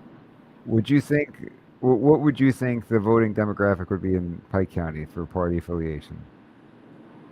I would think it would be more right-leaning, right? Like by how much? I would say probably at least maybe 70-30 maybe. Right, yeah, it's actually very close right now. With 70% of the vote in, it's at 51% Oz, 46.4% Fetterman. Let's see what they did in the election. It's interesting. I'm looking at. Well, let me refresh before I go. 59% for Trump, 40% for Biden. It looks like Okay. Cumberland. Cumberland is 54 for Josh Shapiro, 43 for Mastriano. However, Cumberland is also 49 Oz, 48 Fetterman. I'm telling you, some people split the ticket on this one. Yeah. I think Perry might be similar. Where's Perry at? Nope. Oh, Perry's got to be overwhelmingly Republican. Oh, here we go. Yeah. Looks like 64-34 Mastriano. Yeah. And Perry is similar. 69.1, nice for Mehmet Oz. Dolphin is 62-34 Fetterman. Wow. So Dolphin went 53-45 Biden. Wow. So Dolphin got bluer. How about let's go through the counties that Biden won, and then we could compare them. Okay. So I'll give you a county, and then you tell me for each race. Okay. So Biden won Allegheny County at 59% Biden, 39% Trump. 64-34. 64-34 for the Senate. For whatever Fetterman and Oz are running for. I guess. Yeah. So what about governor? What about Shapiro Mastriano? It is 69.5, nice, to 28 in favor of Shapiro. Okay. So both of them are outpacing Biden over there. So they as got of right now. bluer. And they got bluer. Yeah. Both of them. It's like But Lancaster. still, Shapiro doing better than Fetterman. How about Bucks County? Yeah. How about Bucks County? These next to each other. Where's Bucks? Right Here's the just thing, north Mike. of Philadelphia. I don't know the counties. Okay, so it's 65-32 For Senate? Shapiro. Oh, Shapiro. Wow, so he's smoking him in Bucks County. And What then about the Senate? 59-38. So Bucks went 51% Biden, 47% Trump. So it was a lot closer. This one doesn't, we'll see how much of the vote is in. I'm seeing that Bucks only has 35% of the vote in right now, so maybe we can't go by that. What about Center County? I don't know where these are. Center. Okay, center's in the center. I guess that makes sense. Center.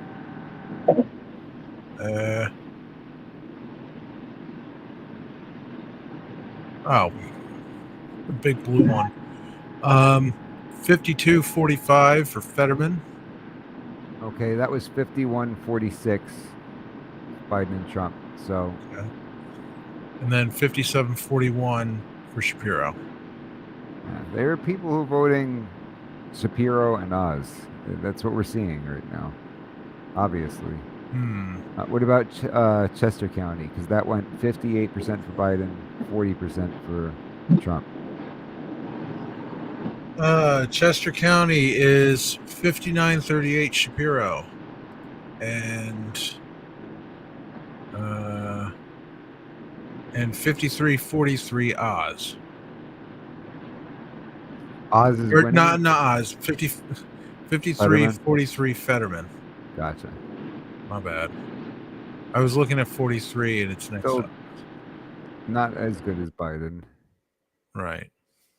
as of now. Let me see how much of the vote is in Chester County. Only a little bit more than half. So I hope that we could wake all up change tomorrow and the dramatically. Republicans win. What about Dauphin? Dolphin's very blue. Dolphin is 62-34 Fetterman. Wow, that was 53-45 for Biden. What about Delaware County? Which one's Delaware County? Delaware County. 87-11. What Shapiro. percentage of the vote is in? I don't know. Doesn't say. It doesn't say on this map. Let's see. Delaware County. I'm only seeing 8.8% of the vote is in Delaware County, so that could. Okay, so Delaware effectively doesn't matter at this point. Doesn't matter at this point. Because Erie County. What about Erie County? Oh, you know what? I was looking at my tiny preview screen. Hang on a second. Erie County. Let me bring this up here. That was very close to the presidential election. 49-48. Yeah, 49, 47.4 is what I'm seeing. And it looks like 80% is in. We talked about Lackawanna. What Where's about that? Lehigh? That was the one I couldn't find. Where's Lehigh? I don't know counties. I'm lost. I've got it over here. I'll just read it off. Lehigh, we've got 53. Went 53% for Biden, 45% for Trump. Whereas we got 59% Fetterman, 38% for Oz. And Biden had 98,000 votes. Right now, you got 57,000 votes, 70% of the vote in. Luzerne went. Look at me, I'm smart. Luzerne actually went to Trump, and Oz just went up. Okay. It went up by 0.2. I saw it happen. Okay. When Biden won Monroe, and Oz is in the lead in Monroe, but it's still only 30% in. Montgomery County, same thing, only 30% in. Biden won Northampton. Northampton only has 64% of the vote in. Yeah. Philadelphia went for Biden by a margin of 81% to 17%. And Fetterman and Oz looks right around the same right now, but there's still only 43% of the vote in. So if that stays the same, it'll be very similar.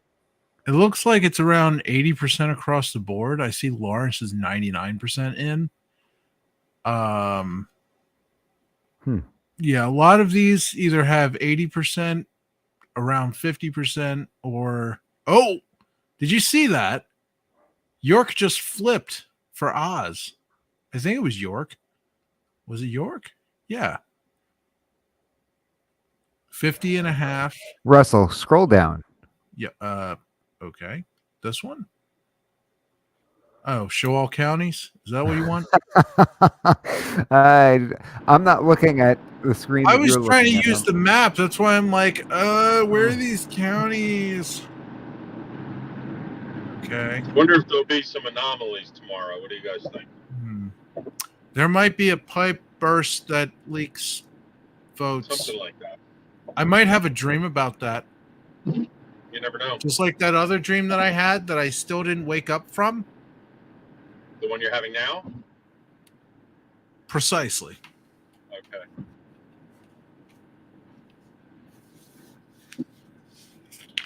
Crossing back into Pennsylvania. Oh, okay. Pennsylvania, Chris. Yeah. Almost Looks to like Philly. did they call it for Shapiro? I'm seeing that in the comments. I do not know.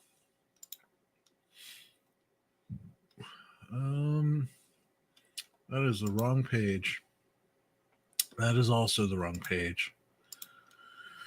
Shapiro 55.1, and Doug Mastriano is 43.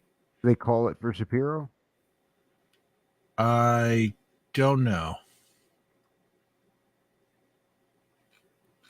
Honestly, if not all the votes are in, why are they calling it at all?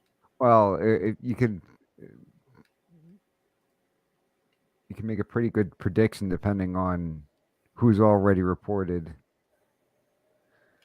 I mean, with the votes in. remaining, if it's impossible for it doesn't have to be impossible.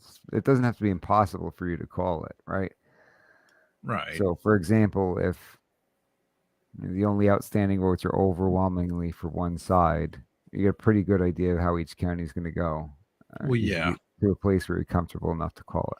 Well, what's the history of Warren County? Because right now they got 17% in. Do you have the history of? I just took that down actually. I Oh, wanted okay. to see some of the stuff that's going on in the rest of the country. Hey, pro tip: you can use Control Shift T to reopen a tab that you closed. Really? Yep, as long as you're using like Chrome or I guess Edge. Does anybody use Edge? Some people use Edge. Some people don't care. But yeah, that's a pro tip. I learned that because I used to close a lot of tabs by accident. Now I still close them by accident sometimes, but I know how to reopen them. Oz and Fetterman. Let's see.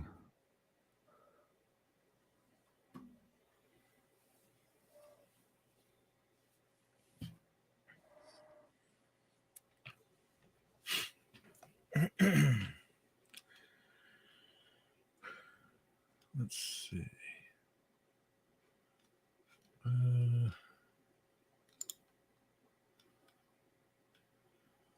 So it looks like Democrats, since the last time I checked, they gained 3 more House seats. Or at least their total on this election is 4. I don't know if they gained or if they just maintained.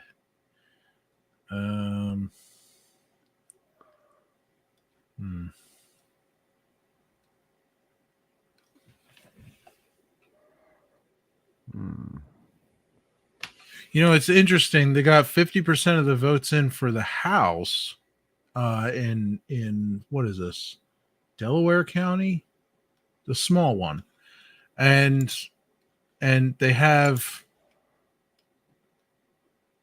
9% for governor or Senate. So I'm no counting artist. But and yeah, it's interesting how they can have different vote counts in for different counties for the different races. Do you know how that works? Because I don't. How can they have 40% in for one race and only like 9% in for another? Unless people aren't voting for... It still doesn't make any sense.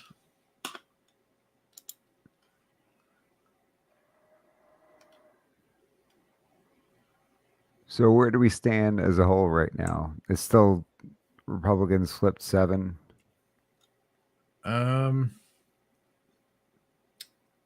Looks like Republicans are at 102 in the House. I don't know how many they flipped, but the last time I checked in, it was like 94. So they gained a bunch. That Georgia, the Georgia race is too close to call. That's the one you got to keep an eye on. Warnock and Herschel Walker.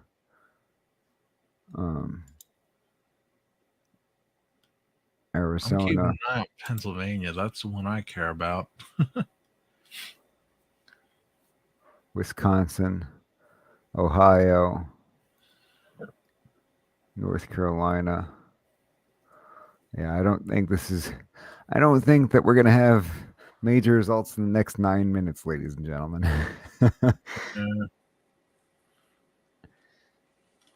We shall see.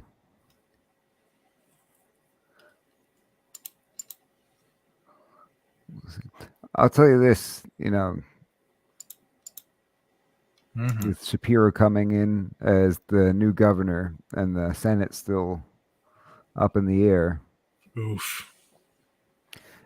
Do you think that the Republicans will take a look at what happened with this gubernatorial race and make any changes in the future as far as campaigning?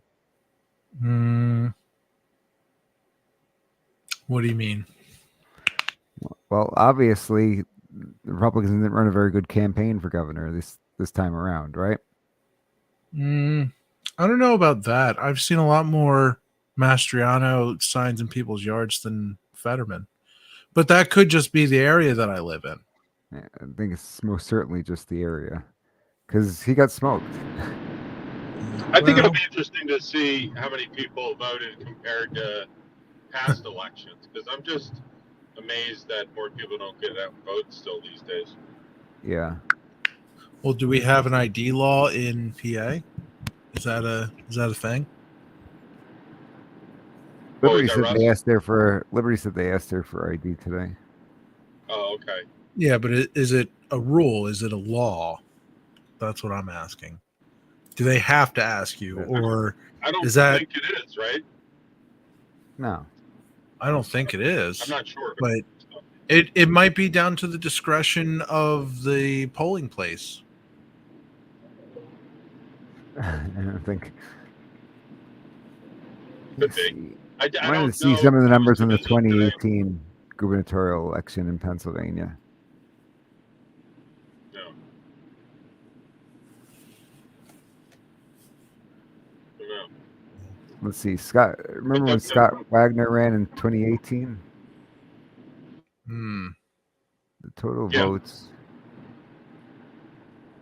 Let's see what the total votes were in that election. The results were. It's not showing up actually. It's getting real close on the Senate side. We're at 49.4 to 48.1. So We are half of a. How does that work? 0.5%? So Wagner got around 2 million votes, and Wolf got around 2.8 million votes in the last election. With this election, Shapiro got 1.9 million votes. Well, this is so far. I guess it's not all reported. Percentage they had of that. Yeah. And Doug got 1.5. There were 17 write-in votes. 67% Delaware are in. County. So, yeah.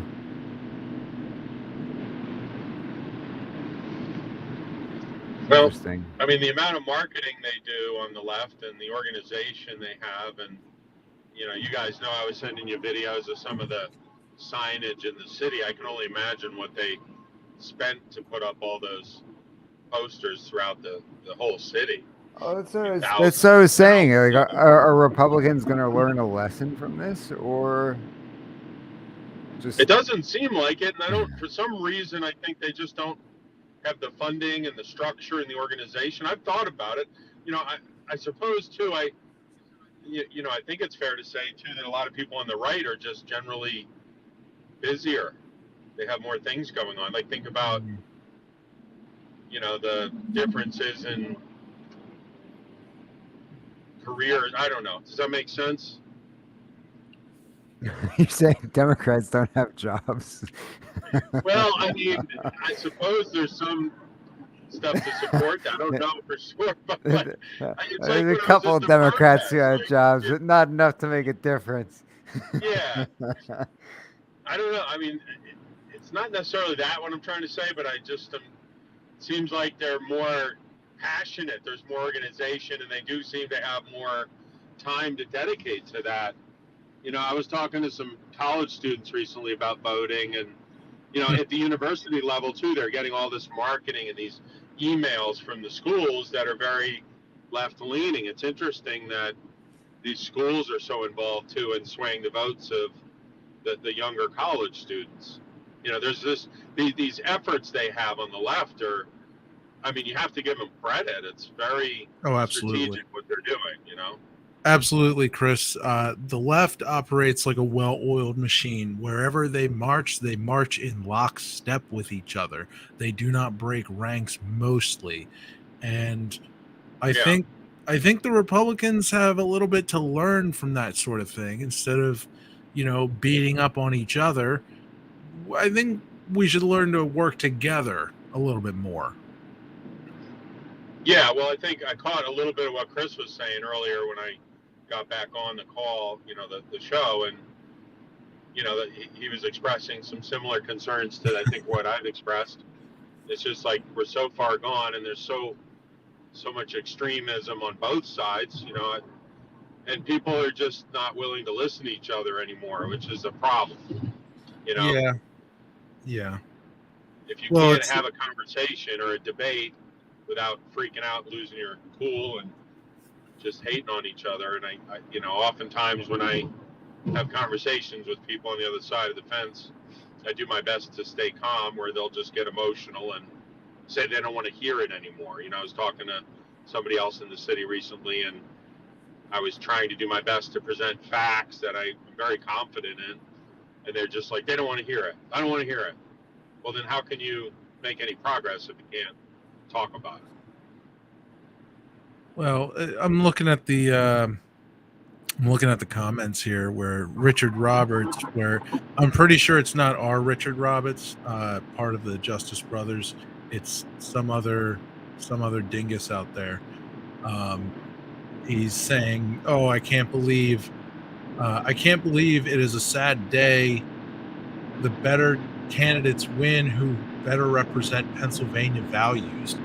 I don't know if you're looking at the maps here, buddy, but there's a lot of Pennsylvania values that are red, and I don't think Fetterman and Shapiro represent the red values.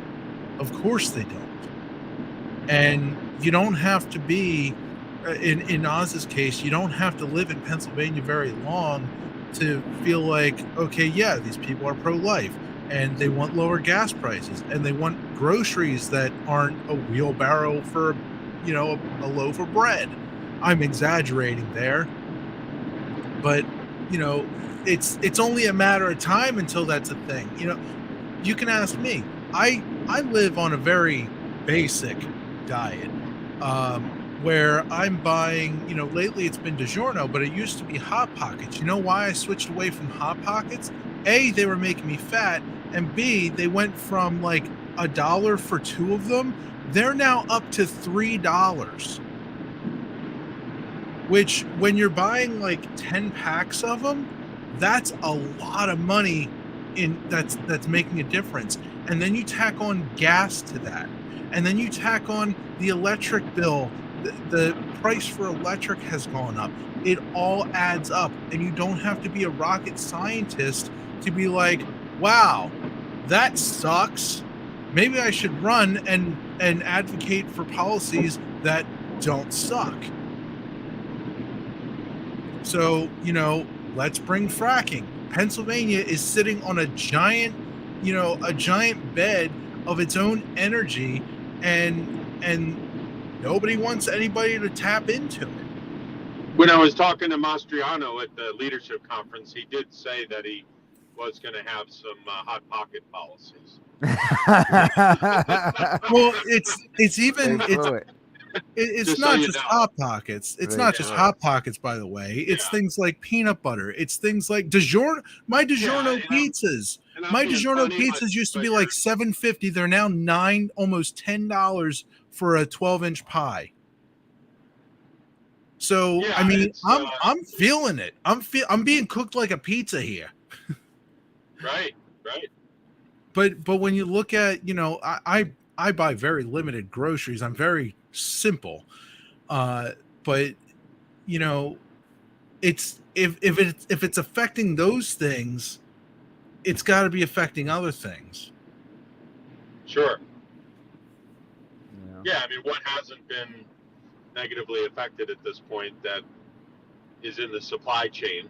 I mean, the past few years have been very interesting time to live through on many fronts. So, the supply chain is a whole different, it's a whole other different mess, because, you know, okay, fine, supply chain shortages, 2020, world's dealing with a pandemic. It's 2 years later, people. Why have we not figured this out? There's fewer people on the roads because they're working from home, okay? So the roads should be, theoretically anyway, I don't travel a whole lot because I do the work from home. I'm sitting at home in my garage right now. But theoretically, there should be fewer cars on the road, which means less traffic, which means more travel, which means you should be able to get, you know, Amazon can get you things sometimes in the same day. What the hell are you talking about? Supply chains. Supply I'm chains, dude. enjoying Russ's rant. You're on a good tear there. Well, I was Yeah. going off on supply chains, and Sure. theoretically, there's fewer cars on the road, which means it shouldn't be as supply chained. No, It that's a shouldn't good be- it point. shouldn't And be there a should problem. less demand. There should be less demand on fuel, which means that prices shouldn't be, as high as they are. However, in my opinion, things are still being highly manipulated, and this is being done intentionally for the long-term, adverse consequences that it will yield, resulting in giving more power and authority to those that are in control of what's happening. So, which is where we're headed, in my opinion. So. Richard Roberts Yeah. says, I don't care about the red map. We don't count territories or land. We count votes. So the map means nothing. If you want, God, invest in a period key, dude. If you want change. Oh, Chris, what are those lights behind you? There was something going on the other side. Oh, okay. He says, Accident or something, if you yeah. want change that you desire, get more people to vote for your candidate. Okay. Well, it's easy to say that, but you have to acknowledge that. I'll you make have- my own Pennsylvania with No, black. you got people with different values. There you go. across Pennsylvania, right? So they always talk about the traditional T, and that's similar to what we're seeing. And if enough people vote in that small pocket in Philadelphia, then the rest of us are stuck with what they think are better ideas, which we may not. And I understand how that's frustrating for people. So is the solution that we're going to split Pennsylvania in half from now on? Well, no.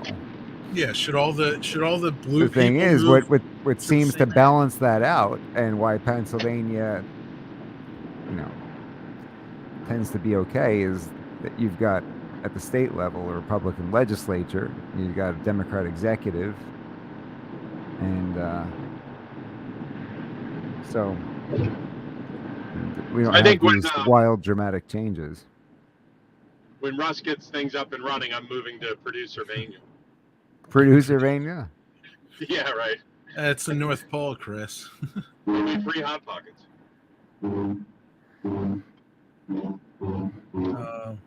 Oh, Chris, you're coming up to one of them toll booths. Yeah, I got pay, one of the you're gonna Rumble pay that signs. tax. The Rumbles. Yeah, the Easy Pass for the man. highway. You notice how they make you pay to leave Jersey but not to come in, right? I know. It's like, let me out. I'll give you Yeah, anything. right. Yeah, shut up and take my money. Please let me back in. Richard Yeah. Roberts back again saying, oil companies are price gouging. Damn, I agree with Philly Chris. I don't Right. I don't know that they're price gouging because I forget where I heard it, so maybe don't quote me on this. But I don't know that they make their money on gas necessarily. They could sell it wholesale, but Right. because places like Wawa are selling, hoagies for like $8 if you want the one with extra meat, they're making a lot on that. They're making a lot. They're selling, hot dogs for $5. They're selling you want one of their bagel melts, it's like We'd another really $3. need, in order for us to have an intelligent discussion about oil and gas, we need to have somebody who's in oil and gas to be on this program, because I Okay. went to law school with people who, Listen, Mike, I got plenty of gas. who are in oil and gas, and they can start to have a conversation. We have no idea about this stuff. It's a good idea. Maybe we could get somebody on. Yeah. All right. Well, then, you know what, Around. Chris? That's going to be your next assignment. You got to infiltrate the oil industry. Good luck. Well, Mike has some contacts. We can reach out and we'll see. Yeah. I think it's Oh, a that good might idea. be It would easier. What That's I right. don't want us to ever do is to start having a conversation and we sound like some of these people I hear talking about guns where they just have no idea what they're talking about. Listen, You Mike, know? guns are black and shooty. Okay. Sometimes they're silver, but they're definitely always shooty. Would you agree? Liberty says, Mike, tell the folks about the Phillies. Well, the Phillies did not. Phillies came up short this year. I did have the opportunity to attend a World Series game with Eddie Moy. That was pretty cool. So got to witness the Phillies be no hit in the World Series. Yeah. How is Eddie Moy doing? He is doing great. He enjoyed the game as well. I'm very thankful that Eddie chose to take me to the game with him. He had 2 tickets. I was apparently the first person he called. That's very cool. Honored and flattered. Very nice. So where are we at right now? 49% Fetterman, 48.3% Oz. Yeah, it's going to be a close one. Still too early to call. Yep. Oh, I Looks disagree like with Richard Roberts on almost everything he said. One thing I do agree with him is that we should be out there convincing more people of our values to get out there and vote. 100%. And then we could watch him come on here and whine the next time there's an election. Well, that's what I've been saying from the very beginning of this program, is Republicans did a very poor job at messaging and campaigning. And Yeah. that should be a lesson learned. Instead of standing around whining and complaining about a bunch of things, figure it out. They did it better many times in a lot of different areas. So let that be a lesson. You want to win, see what it takes to win, and make adjustments, right? Right. That's all. So, anything else? We're about 10 minutes over time at this point. I'm good. Thank you. All right. As long as they keep updating the vote count, I'm good. I could keep going if you want. You're more than welcome to, Russ. Oh, okay. I'm going to call it a night, though. Oh, all right. Yeah. I'm supposed to just sit here by myself. No, you're not expected to do that. Okay. You're not expected to do that. You're more than welcome to. I'm not saying you gotta, I'm not Should I kicking also- you off. Should I also keep silent as well? You can do See whatever how you'd long like. people watch, Russ. Yeah. All right. Good night, everybody, I just and walk we will away. see you next week. Peace All and right. love. You gonna do your actual outro, Mike? Well, are you airing this? Probably not. It's gonna be dated by tomorrow. I think Chris's interview was Chris the Veteran's interview was pretty good. I don't know how long it was though. I don't know. Probably not long enough for the radio. Not an hour. No. Liberty says wait. Oh, okay. Make we sure are? hey everybody listening or watching or whatever, make sure you turned your clocks back. The 2-week-old Yeah. blues.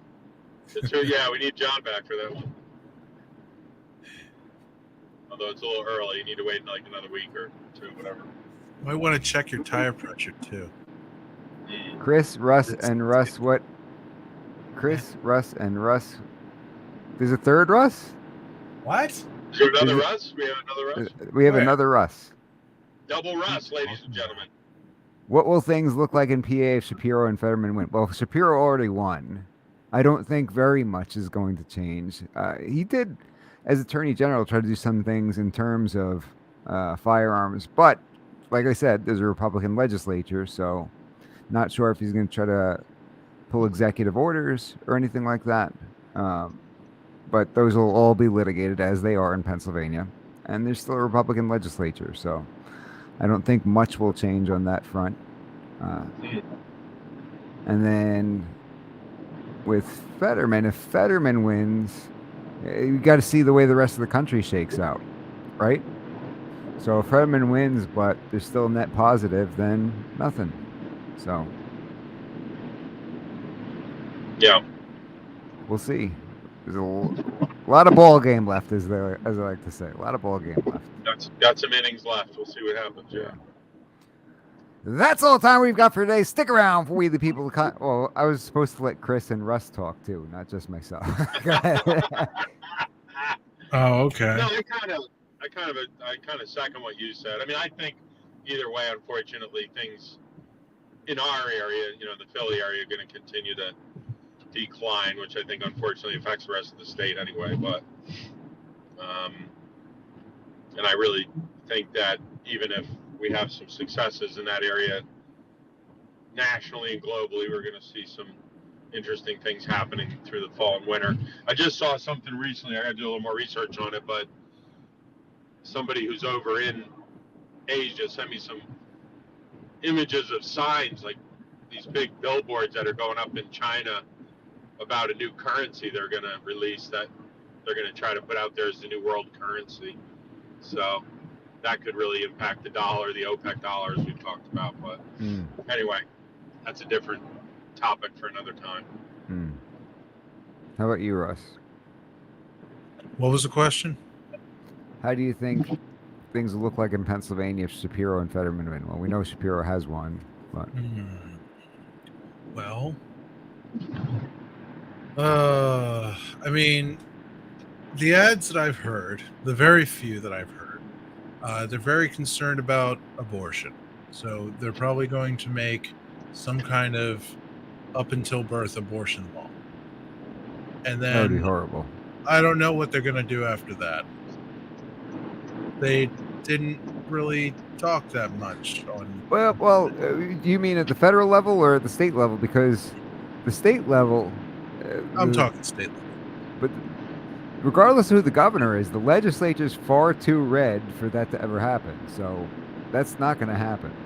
Okay, that's not going to happen. What you should be concerned about is in the federal government, if Fetterman gaining a seat is enough to put them to a position where they can codify Roe, then you're in a different position than we are today, let's say.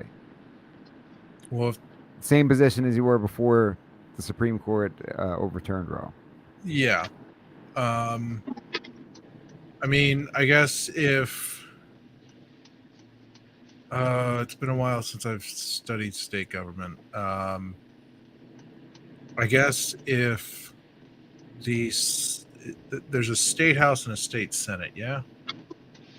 Or am I imagining that? Yeah, you got the two chambers. I might have my wire. Okay. I'm concerned I might say something stupid because I have my wires crossed. But if the state Senate and state house are red, then it doesn't matter who the governor is, and it doesn't matter if Fetterman wins. Well, Fetterman's federal, right? So if the federal government is going to try to codify Roe the way Biden called them to, and they have enough seats to do it, it's not looking like it, frankly, overall. Well, yeah, if they don't have enough seats to do it, then it doesn't matter. Right. Because, if we end up with a majority federally, then it's not going to matter how many the Democrats get, because they'd just be in the minority.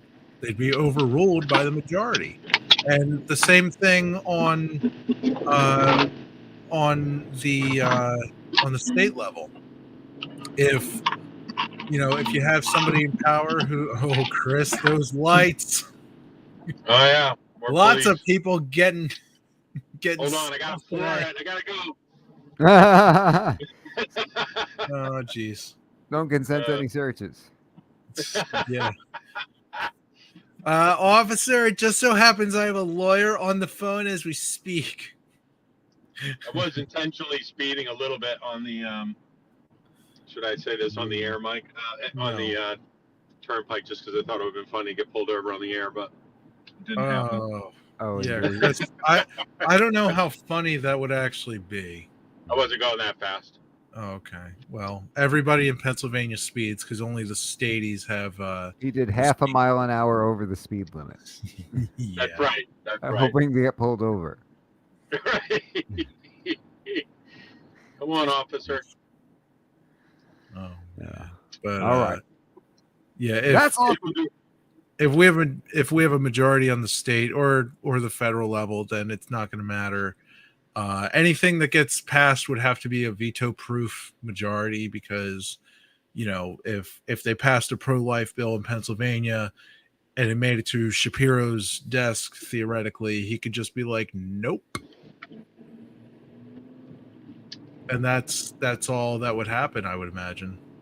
Oh, we've been dealing with that for the last 8 years, haven't we? Exactly. So it would essentially be gridlock. Right. Which, I will say this. For the most part, we don't need more laws. I think you're right. I think so gridlock overly is involved in everything in our lives. Gridlock most is one of part- the better situations that we could be in. Yeah, I wish they had gridlock 100 years ago. But Hooray! Probably should have a law about how many laws there should be. yeah, right. Make a law. How do we Law determine? limiting the Let's make a laws. law about Right. it. Yeah. That's all time we got for today. Stick around for We the People. The Constitution Matters. Pastor David Whitney, Professor. I'm trying to end the show like 10 times, Mike. That's all time we got for. That's all time we got for today. Stick around for We the People. The Constitution Matters. Pastor David Whitney, Professor Phil Duffy. I'll be joining as your legal analyst. We miss you, Ellie. Daddy loves you. I wanted to keep interrupting you. It would have been funny.